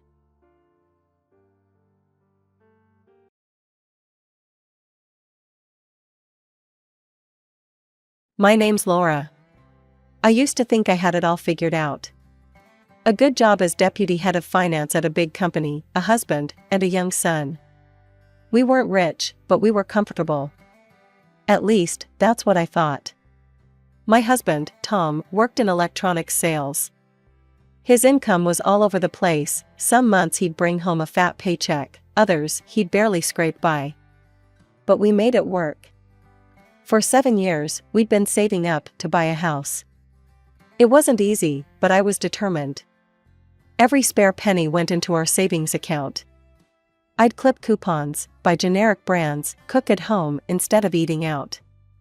Tom would grumble sometimes, but I thought he understood. It all fell apart on a Sunday afternoon. We were house hunting again, scrolling through listings online. Tom pointed at the screen, his eyes lighting up. "Look at this one, Laura. It's perfect." I leaned in to look. It was beautiful, I had to admit. Spacious, modern, with a big backyard. But when I saw the price tag, my heart sank. "Tom, we can't afford that. It's way out of our budget." I expected him to sigh and move on. We'd had this conversation before.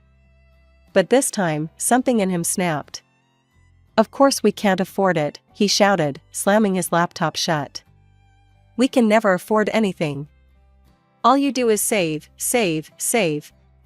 He was on his feet now, pacing the room. "For the house, for Jimmy's education.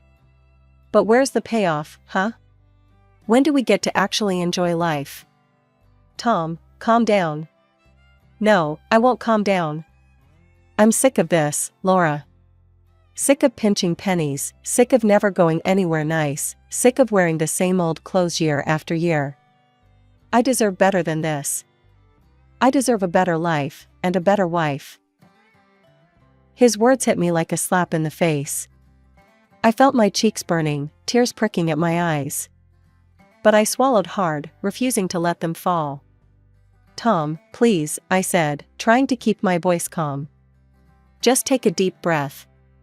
We need to be patient. We're almost there with our savings. Let's just calm down and talk about this." I thought my words would soothe him, that we could have a rational discussion. But I was wrong. Tom's face contorted with anger, and without another word, he stormed out of the room, slamming the door so hard the windows rattled. I thought things would get better after Tom's outburst. But I couldn't have been more wrong.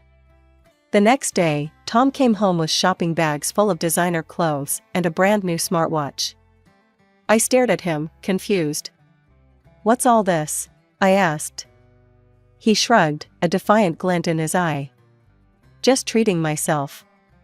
"Got a problem with that?" I bit my tongue, not wanting to start another fight. But over the next few weeks, it only got worse. Tom started blowing his entire paycheck on fancy restaurants, expensive gadgets, and nights out with his buddies. One night, as he was heading out the door in a new suit, I couldn't hold back anymore. "Tom, what about our savings? The house?" He turned to me, his face hard. "Life's too short, Laura. I'm done saving for some future that might never come. I want to live now." "But what about Jimmy's education?" I pressed. Tom scoffed.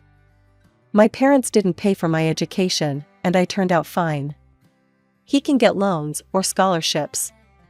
Besides, we can keep renting. No need to waste money on a house."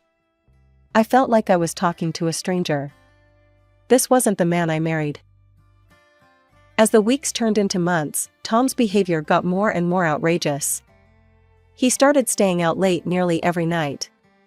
On weekends, he'd suddenly have business trips, something that had never happened before in all his years at the company. And when he was home, it was like living with a constant critic. Nothing I did was right anymore. "Do you have to chew so loudly?" he'd snap at dinner. "That dress makes you look frumpy," he'd say as I got ready for work. "Can't you keep the house cleaner?" he'd complain, tossing his dirty socks on the floor. Every day, I felt myself shrinking, becoming smaller under his constant barrage of criticism. I tried talking to him, tried to understand what had changed, but he'd just roll his eyes and walk away. 6 months. 6 long, miserable months of this new reality. I barely recognized my life anymore. The warm, loving home I thought we had built together had turned cold and hostile. Finally, one night, I'd had enough. Tom had just finished tearing into me about the dinner I'd cooked, a meal that used to be his favorite. "Tom," I said, my voice quiet but firm.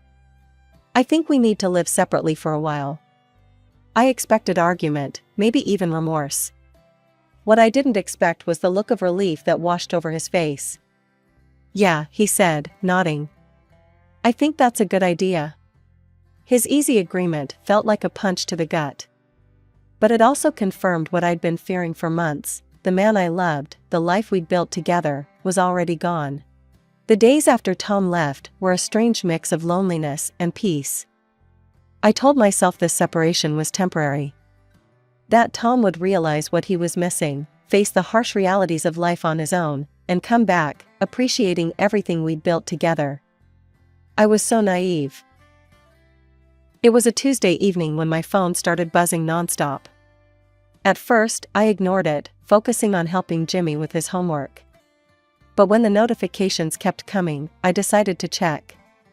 The moment I opened my social media app, my heart stopped. There, at the top of my feed, was a photo that shattered my world. Tom, my husband, was standing on a yacht. His arm was wrapped around a stunning blonde with legs that seemed to go on forever. They were both grinning, the blue sea stretching out behind them. But it was the caption that really got me: "Starting a new life." I retreated to the kitchen, my hands shaking as I scrolled through the comments. Friends, family, co-workers, everyone was asking the same thing: who's that woman with Tom? Then, 5 days after the photo appeared, there was a knock at the door. I opened it to find Tom standing there, looking tanned and happy. Happier than I'd seen him in years. "We need to talk," he said, brushing past me into the house. I followed him into the living room, my heart pounding. "Tom, what's going on? Who was that woman in the photo?" He turned to face me, a smirk on his face that made my stomach turn. "That's Vanessa, my girlfriend." The room seemed to spin. "Girlfriend? But we're married." "We're just separated, Come on, Laura," he cut me off. "Let's not pretend. Our marriage has been over for a long time. Vanessa and we've been together for 6 months now." 6 months. The timeline clicked into place, his sudden change in behavior, the late nights, the business trips. I felt sick. "She's rich," Tom continued, oblivious to my distress. "And fun. She doesn't pinch pennies or obsess over saving. She lives for today. Plus," he added with a cruel smile, "she's a hell of a lot more interesting and beautiful than you. I want to marry Vanessa. Start fresh." I nodded slowly. In that moment, I realized our marriage had been over long before this conversation. Maybe it had been over the moment he'd slammed the door 6 months ago. "Okay," I said, my voice steadier than I felt. "If that's what you want, we'll get a divorce." Tom looked surprised, like he'd expected a fight. But I was done fighting. As he left, already on the phone with his lawyer, I sank onto the couch. The divorce proceedings were a blur of paperwork and legal jargon. Tom and I agreed on joint custody of Jimmy. I wanted Jimmy to have both parents in his life, despite the mess we'd made of our marriage. But even with the divorce finalized, I was far from okay. The betrayal, the public humiliation, the sudden upheaval of my entire life, it all hit me like a ton of bricks. I found myself struggling to get out of bed in the morning, barely able to focus at work. That's when I decided to see a therapist. Dr. Reynolds was a kind, older woman with gentle eyes. "Laura," she said in our first session, "what you're feeling is normal. You've experienced a significant trauma. But you're here, and that's the first step towards healing." Those sessions became my lifeline. Slowly, with Dr. Reynolds' help, I started to process my emotions, to understand that Tom's actions were about him, not me. For Jimmy's sake, I pushed myself to heal, to move forward. I threw myself into my work, started exercising, even joined a support group for divorced women.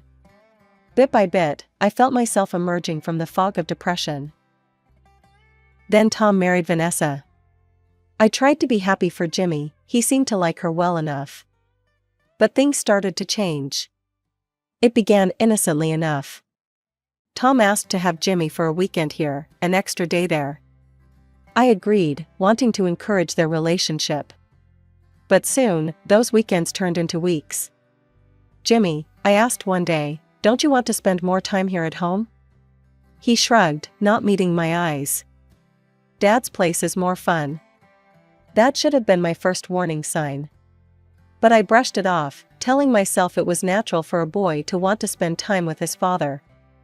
As the months went by, though, Jimmy spent less and less time with me. When he did come home, he was different. Distant. And he always seemed to have new clothes, new toys, stories of exciting trips and adventures.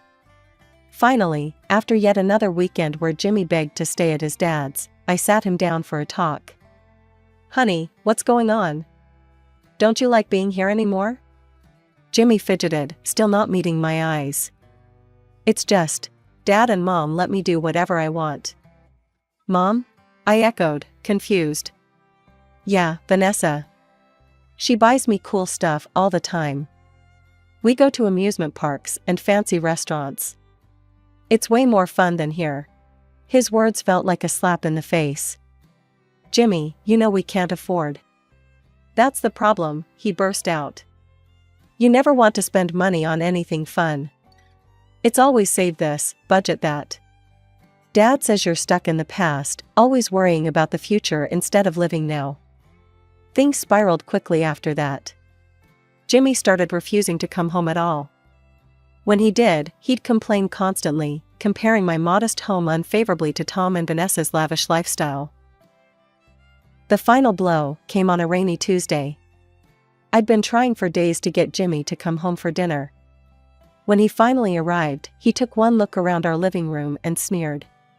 "God, this place is like a village barn compared to Dad's house.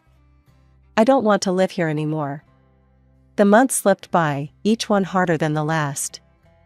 I watched from the sidelines as my son grew up, becoming more and more distant. Every time I reached out, I was met with indifference or outright hostility. Then came the day that shattered what was left of my world. It was Jimmy's 14th birthday. I'd hoped, foolishly perhaps, that he might want to spend it with me. Instead, I got a phone call that changed everything. "Mom," Jimmy's voice was cold, detached. "I need to talk to you about something important." We met at a cafe, neutral ground. Jimmy sat across from me, looking more like a stranger than my son. Then he dropped the bomb. "I want you to give up your parental rights," he said, his voice steady. "Vanessa wants to adopt me." I felt like I'd been punched in the gut. "What? Jimmy, I'm your mother." "No," he cut me off. "Vanessa's my mom. She's been there for me, she understands me. She and Dad can give me the life I want. And," he hesitated, then plowed on, "she can't have kids of her own. I want to be her son legally." I sat there, stunned, as Jimmy laid out their plan. Tom and Vanessa had already spoken to a lawyer. All they needed was my signature. Over the next few weeks, Tom and Vanessa pressed hard. Tom was triumphant, gloating. I wanted to fight. Every maternal instinct in me screamed to hold on to my son. But looking at Jimmy's face, seeing the determination there, I knew it would only push him further away. With a heavy heart, I signed the papers. The finality of it crushed me. I spiraled into a deep depression.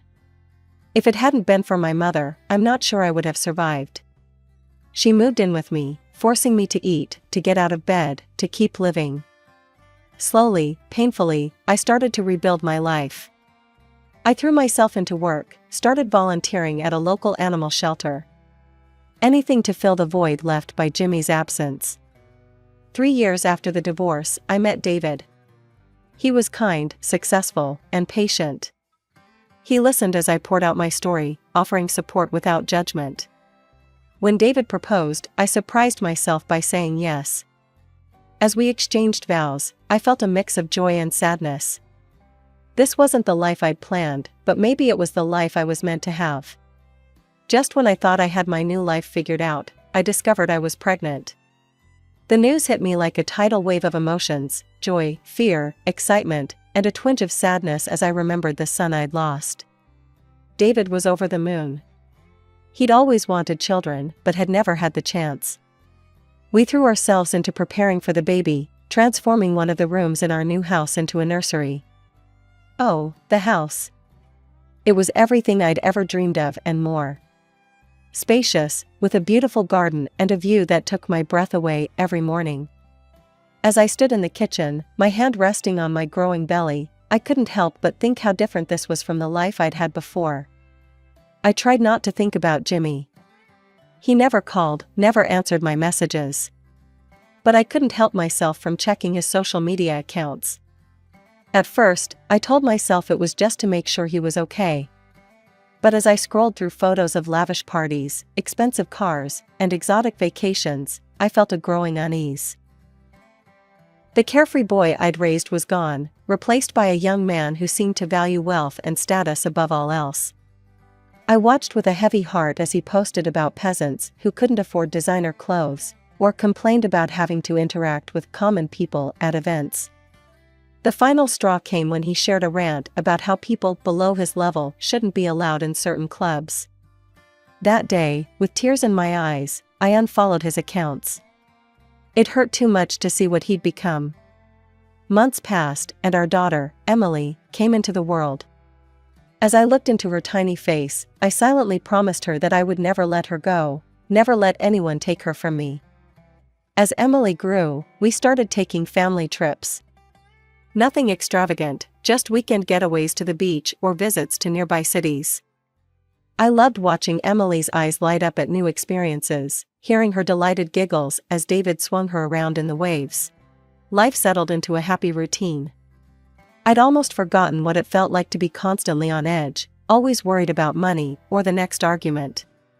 With David and Emily, I felt safe, loved, content. Then came the day that turned everything upside down again. It was a sunny Saturday afternoon. David had taken Emily to the entertainment center for some daddy-daughter time, and I was enjoying a rare moment of quiet, catching up on some reading in our living room. The doorbell rang, startling me. We weren't expecting any visitors. Curiously, I went to answer it. The moment I opened the door, my heart stopped. Standing on my doorstep, looking older and somehow both familiar and strange, was Jimmy.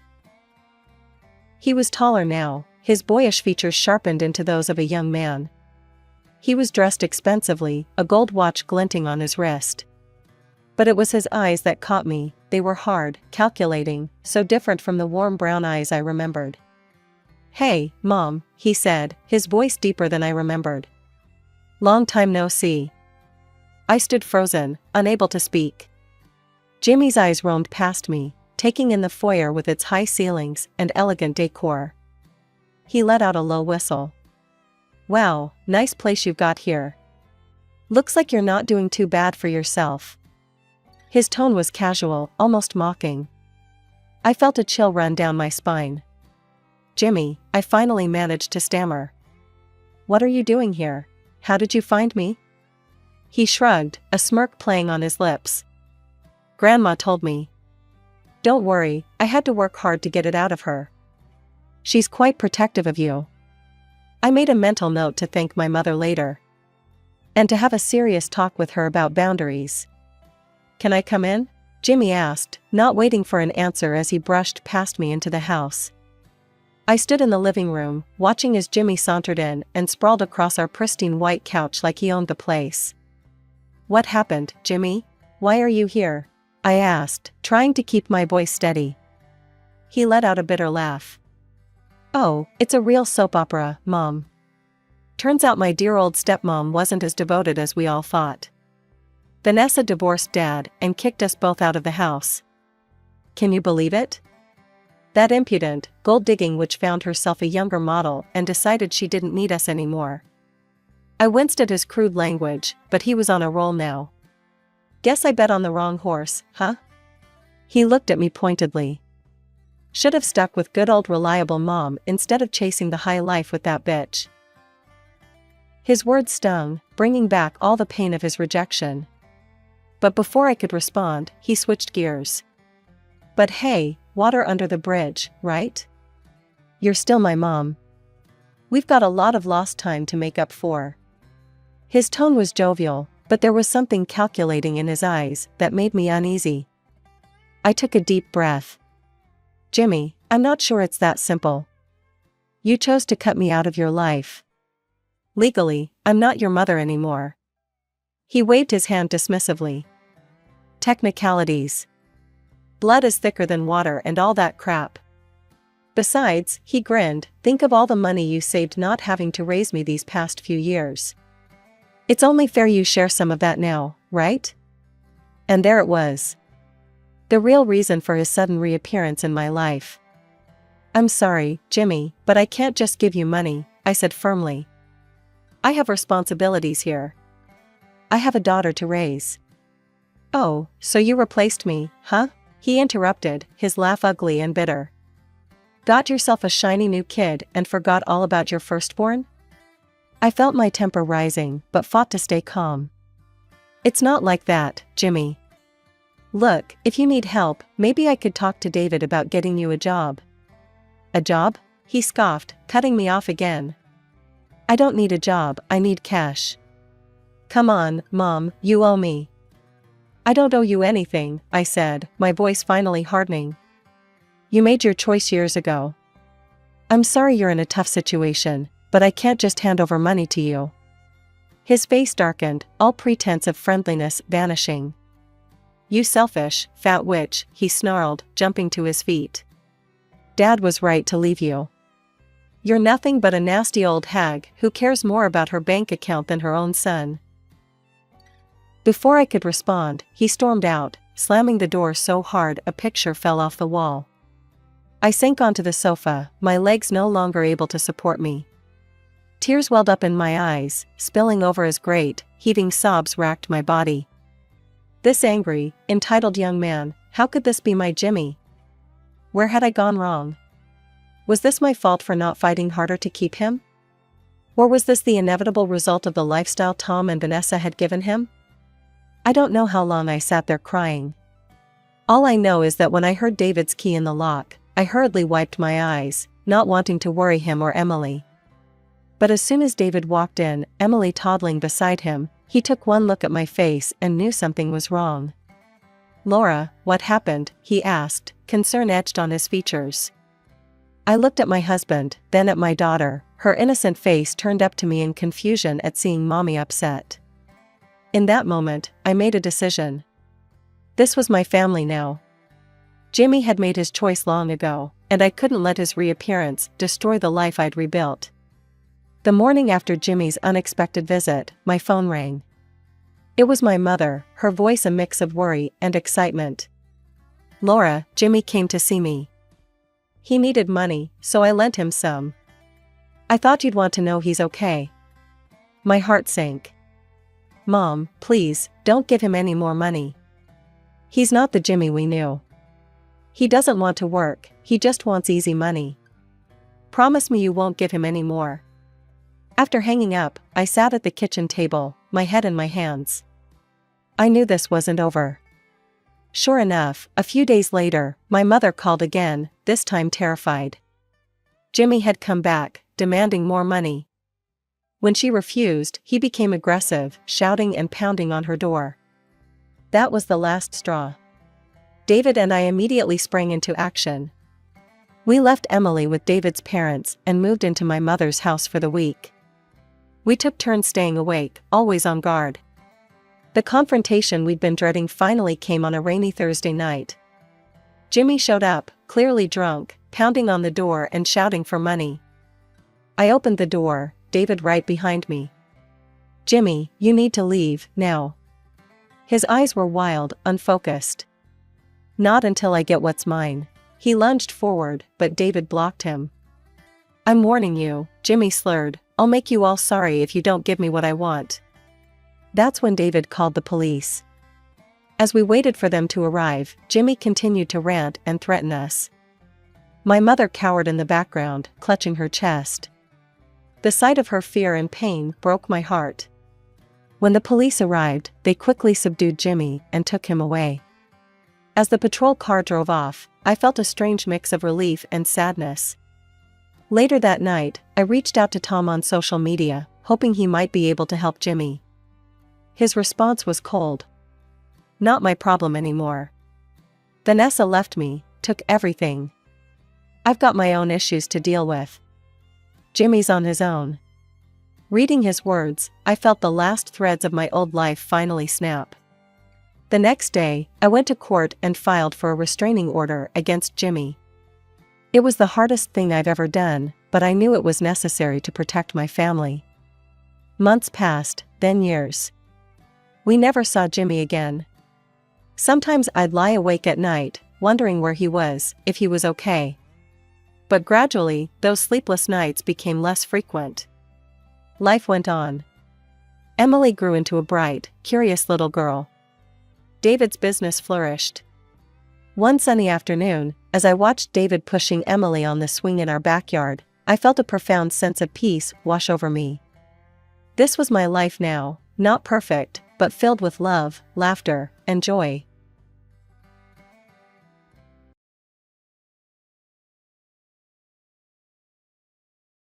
I'm Robin, and my story begins in a house that never truly felt like home. My mother, a successful dentist at a private clinic, married my father, who worked as a manager in a trading company. When they tied the knot, Dad moved into Mom's house. I came along a year later, and for a while, everything seemed perfect. One day, Dad came home early, his face twisted in anger. "I quit," he announced, throwing his briefcase onto the couch. "That damn boss can find someone else to push around." Days turned into weeks, and weeks into months. The house filled with the sound of the TV and the click-clack of Dad's game controller. The smell of beer became a constant presence. I was young, but I wasn't blind. I saw the way Mom's smile tightened when she came home to find Dad sprawled on the couch, surrounded by empty cans. "John, you need to find a job," Mom would say, her voice strained. "I'm looking, Sarah." "What do you want from me?" Dad would shout back. "There's nothing out there that matches my skills and pay grade." Their arguments became a nightly ritual. I'd hide in my room, pillow over my ears, trying to block out their angry voices. During their worst fights, Mom would pack me off to Aunt Lisa's house. Aunt Lisa lived just a 15-minute drive away with Uncle Mark and my cousin Tommy, who was a couple years younger than me. I loved being at their house. It was always warm and filled with laughter. Uncle Mark would teach me and Tommy how to play board games, and Aunt Lisa would bake cookies that filled the whole house with the smell of chocolate and vanilla.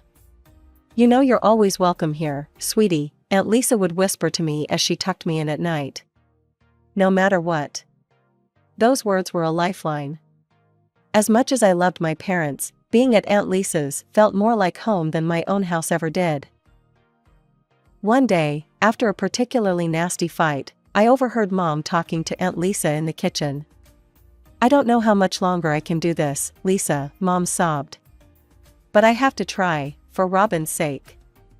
I wanted to tell her she didn't have to, that I'd be okay if they split up. But the words stuck in my throat.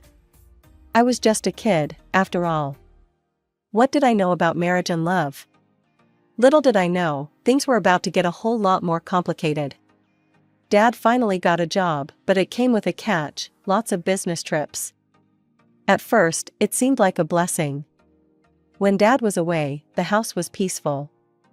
Mom would help me with my homework, and we'd have quiet dinners together. But as the months went by, I started to notice something was off. The way Mom's face would tighten when Dad called to say he'd be away for another week. The hushed phone conversations she'd have with Aunt Lisa when she thought I couldn't hear. I was barely 8 when my world came crashing down. It was a quiet Tuesday afternoon, and Mom was helping me with my math homework when the doorbell rang. I remember the confusion on her face as she opened the door to a man I'd never seen before. "Mrs. Thompson? I'm Robert Hanson, John's boss," the man said, his voice tight with anger. I watched from the stairs as Mom led him into the living room. Their voices were hushed, but I could hear the tension in every word. "I'm sorry to be the one to tell you this," Mr. Hanson said, "but your husband has been having an affair with my wife." The silence that followed was deafening. I saw Mom's hands start to shake. That's impossible," she whispered. "John's been on business trips." Mr. Hanson pulled out an envelope. "I'm afraid not. These are photos of them together. The dates, well, they match up with some of his supposed business trips." I couldn't see the photos from where I was, but I saw Mom's face crumple as she looked at them. Mr. Hanson's voice softened slightly. "I'm divorcing my wife. I thought you deserved to know the truth. Do with this information what you will." After he left, I found Mom sitting on the couch, tears streaming down her face. When she saw me, she quickly wiped her eyes. "Robin, honey, I need you to go stay with Aunt Lisa for a few days, okay?" Her voice was shaky, but she tried to smile. "Mom and Dad need to have a serious talk." I nodded, not knowing what else to do. As Aunt Lisa drove me to her house, I couldn't shake the image of Mom's tear-stained face from my mind. Days passed, and finally, Mom came to pick me up.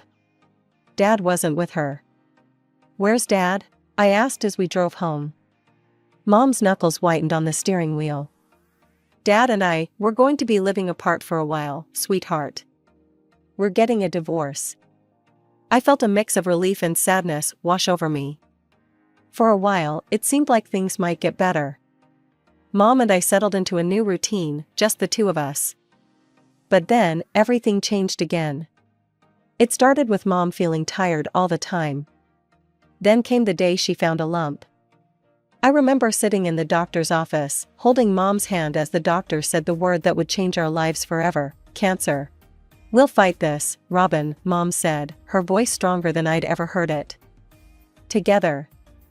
But we weren't alone for long. Because just when I thought I'd seen the last of him, Dad came waltzing back into our lives. "I've changed," he said, standing on our doorstep with a bouquet of flowers. "I want to be here for you both."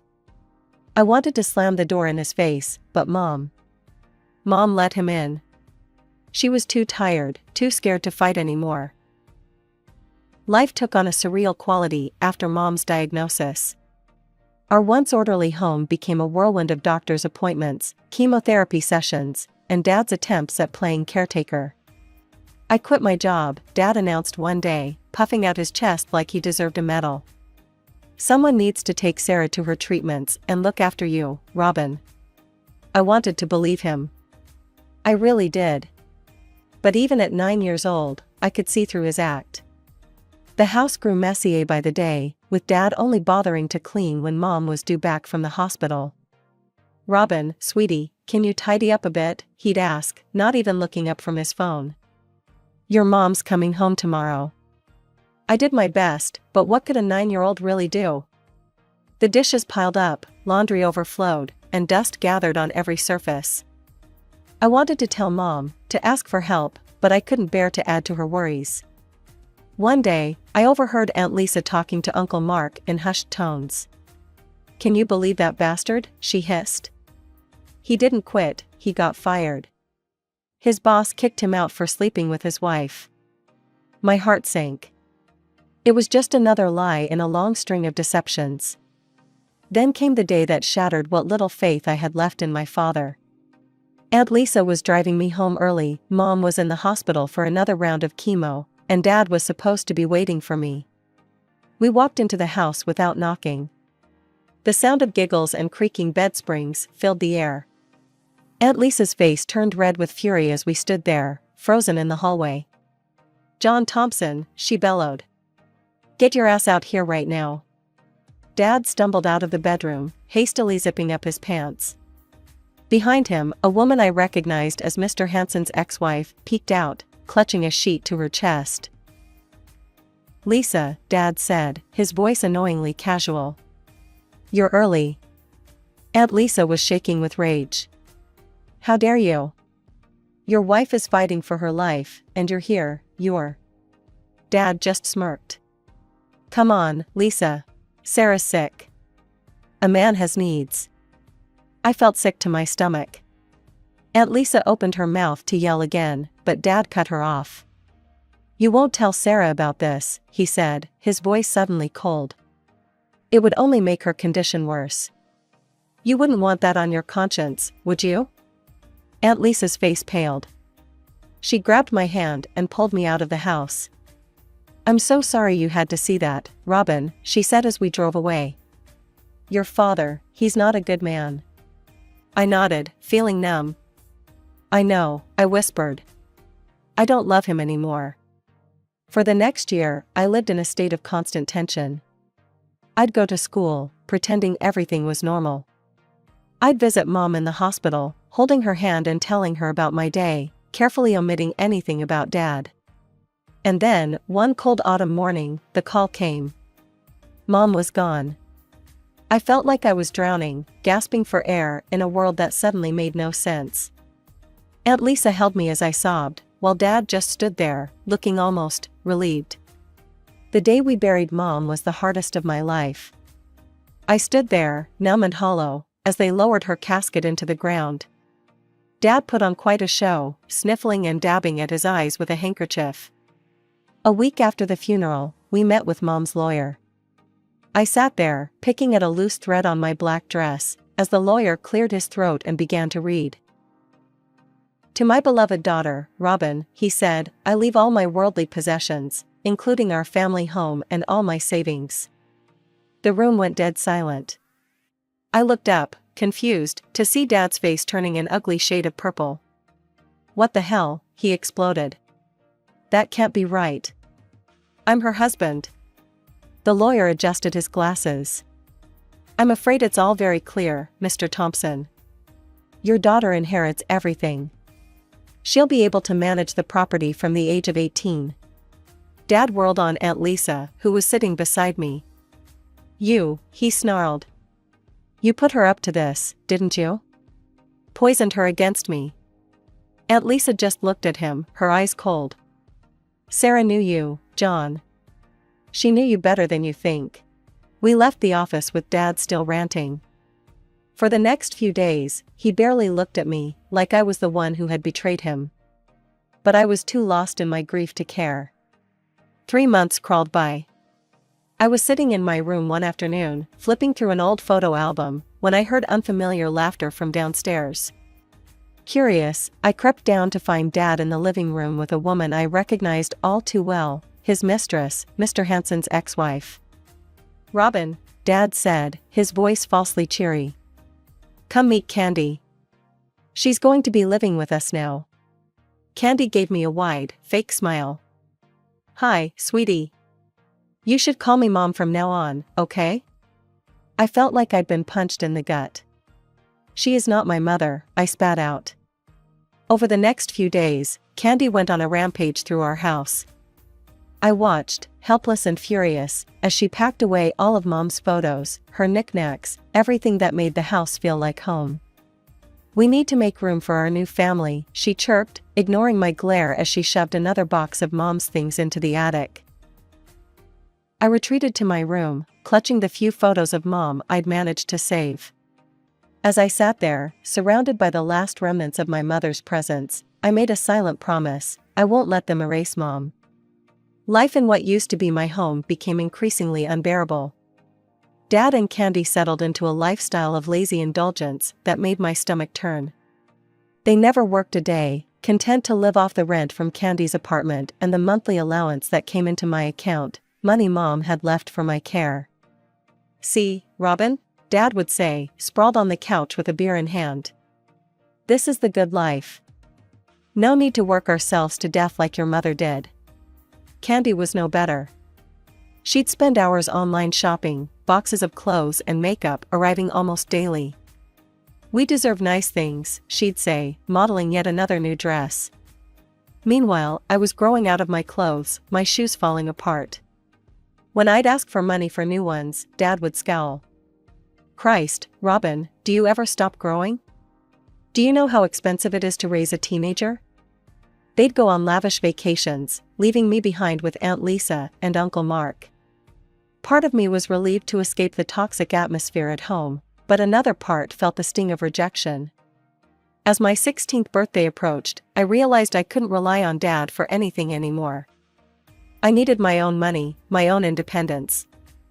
That's when I saw the help wanted sign in the window of Joe's coffee shop. That first shift was brutal. My feet ached, my arms burned from carrying trays, and I went home smelling like coffee grounds and dish soap. But I felt a spark of pride I hadn't experienced in years. When I got my first paycheck, I almost cried. It wasn't much, but it was mine. I'd earned it. What's this? Dad asked one day, noticing my new phone. Where'd you get the money for that? I got a job, I said, bracing for his reaction. He snorted. A job? What do you need a job for? We provide everything you need. I bit back a bitter laugh. They provided the bare minimum, spending most of my money on themselves. But I just shrugged. I wanted some extra cash. As the months went by, I worked every shift I could get. I saved every penny, hiding the money in a locked box under a loose floorboard in my room. Slowly, I built up a wardrobe of clothes that actually fit, bought school supplies without having to beg, treated myself to small luxuries like books and art supplies. More importantly, I was building something else: confidence, independence, and a burning determination to take control of my life. As I approached my 18th birthday, a sense of anticipation filled me. Freedom was so close I could almost taste it. But life, as I'd learned, had a way of throwing curveballs when you least expected them. It started with the sound of hammering and drilling. I came home from school one day to find the house in chaos, with workers tramping in and out. "What's going on?" I asked, dodging a man carrying a bucket of paint. Candy waddled over, her face flushed with excitement. She grabbed my hands, her eyes sparkling. "Oh, Robin, we have wonderful news. We're having a baby." I felt like I'd been punched in the gut. Dad appeared behind her, grinning from ear to ear. "Isn't it great, kiddo? You're going to be a big sister." I forced a smile, feeling more alone than ever. "Yeah, great." As the weeks passed, I watched as they transformed the house. New furniture arrived, walls were repainted, and baby items started appearing everywhere. I felt like a ghost in my own home, invisible and unwanted. Then, a month before my 18th birthday, everything fell apart. I came home from school, exhausted after a long shift at the coffee shop, to find the door to my room closed. A cute little sign hung on it, reading "Baby's Room" in pastel letters. "Dad? Candy?" I called out, a sense of dread filling me. They appeared from the living room, Candy's pregnant belly leading the way. Dad had a strange look on his face, a mix of satisfaction and determination. "Robin," he said, his voice oddly formal. "Candy and I have been talking. We need your room for the nursery. We think it's best if you move out."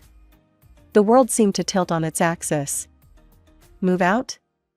But, where am I supposed to go? Candy bustled forward, shoving a suitcase into my hands. "Don't worry, I packed your things myself. You should thank me, really. I made sure to include all your important stuff." I opened the suitcase, seeing a jumble of clothes and a few personal items. Everything else, my books, my art supplies, the mementos of Mom, were gone.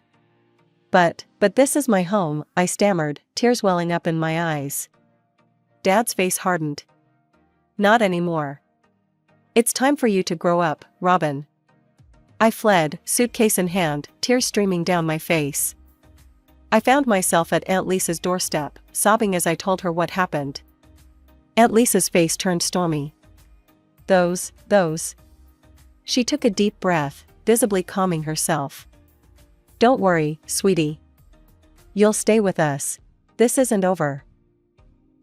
She marched to the phone and called her lawyer, explaining the situation in rapid-fire words. I sat on the couch, feeling numb as she talked. Finally, she hung up and turned to me, a fierce light in her eyes. "Robin, listen to me. That house? It's yours. Your mother left it to you, remember? You can't officially manage it until you're 18, but in 1 month, you'll be able to do whatever you want with it." A spark of hope ignited in my chest. So they can't just kick me out?" Aunt Lisa shook her head. "No, they can't. And once you're 18, you can kick them out." For the first time in years, I felt a smile, a real, genuine smile, spread across my face. 1 month, I said, my voice stronger than I expected. Just 1 more month. As I settled into Aunt Lisa's guest room that night, I felt a mix of emotions, anger, hurt, but also a growing sense of determination. Dad and Candy thought they'd won, that they'd finally gotten rid of me. But they had no idea what was coming. The morning of my 18th birthday dawned bright and clear. I woke up feeling a mix of excitement and nervousness, knowing that today was the day everything would change. Uncle Mark drove Aunt Lisa and me to the house, my house. As we pulled up, I took a deep breath, steeling myself for what was to come. We marched up to the front door, and I knocked loudly, my heart pounding in my chest. After a moment, the door swung open. Dad stood there, his face darkening when he saw us. Behind him, Candy waddled into view, her pregnant belly even bigger than I remembered. "What are you doing here?" Dad demanded, not even acknowledging that it was my birthday. I straightened my shoulders, looking him directly in the eye. "I'm 18 today, Dad. Or did you forget?" He scowled. "That doesn't explain why you're here." Without a word, I handed him the envelope containing the eviction notice. His face turned red as he read it, his hands shaking with anger. "What the hell is this?" he shouted. "It's an eviction notice," I said calmly. "You have 1 month to vacate the premises." Candy burst into tears. "You can't do this," she wailed. "I'm due in a few weeks." "Where are we supposed to go?" I felt a twinge of guilt, but I pushed it aside. "You have an apartment, don't you? The one you've been renting out? You won't be homeless." They started shouting then, calling me cruel, ungrateful, a monster. I stood my ground, Aunt Lisa and Uncle Mark flanking me supportively. "We're not leaving," Dad yelled. "This is our home." I stepped forward, pushing past them into the house. "No, it's not, it's my home. And if you won't leave voluntarily, I'll have no choice but to involve the police." Dad sputtered, "I put money into this place. All the renovations." "With Mom's money," I reminded him. "You haven't spent a dime of your own." He lunged forward, looking like he might actually hit me, but Uncle Mark stepped between us. Dad backed down immediately, the fight going out of him. Candy, still sobbing, tugged on Dad's arm. "John, what are we going to do? The tenants in my apartment won't be out for a month." I shrugged, feeling a coldness I didn't know I possessed. "That sounds like a you problem. But I'll honor the law. You have 1 month from today, not a day more." We left them standing there, shocked and angry. As we drove away, I felt a weight lift off my shoulders. For the first time in years, I felt in control of my life. The month following my 18th birthday was a war of attrition. Dad and Candy, bitter about their impending eviction, did everything they could to make my life miserable. They'd accidentally break dishes, leaving shards for me to clean up. I'd come home to find walls freshly stained with paint splatters, always small enough to be deemed accidental. The house I'd grown up in, the home my mother had lovingly cared for, was becoming a battlefield. "Oops," Candy would say with faux innocence, after knocking over yet another vase. "Pregnancy makes me so clumsy." I gritted my teeth and endured, counting down the days until I could reclaim my space. Then, one day before their month was up, Candy went into labor. I watched from my window as Dad rushed her to the car, speeding off to the hospital. A plan formed in my mind. I spent the next few hours in a whirlwind of activity. I packed up their belongings, every shirt, every knick-knack, every reminder of their presence. I lugged boxes to the garage, filling it to the brim. Then, I called a locksmith to change the locks. As night fell, I heard a car pull up.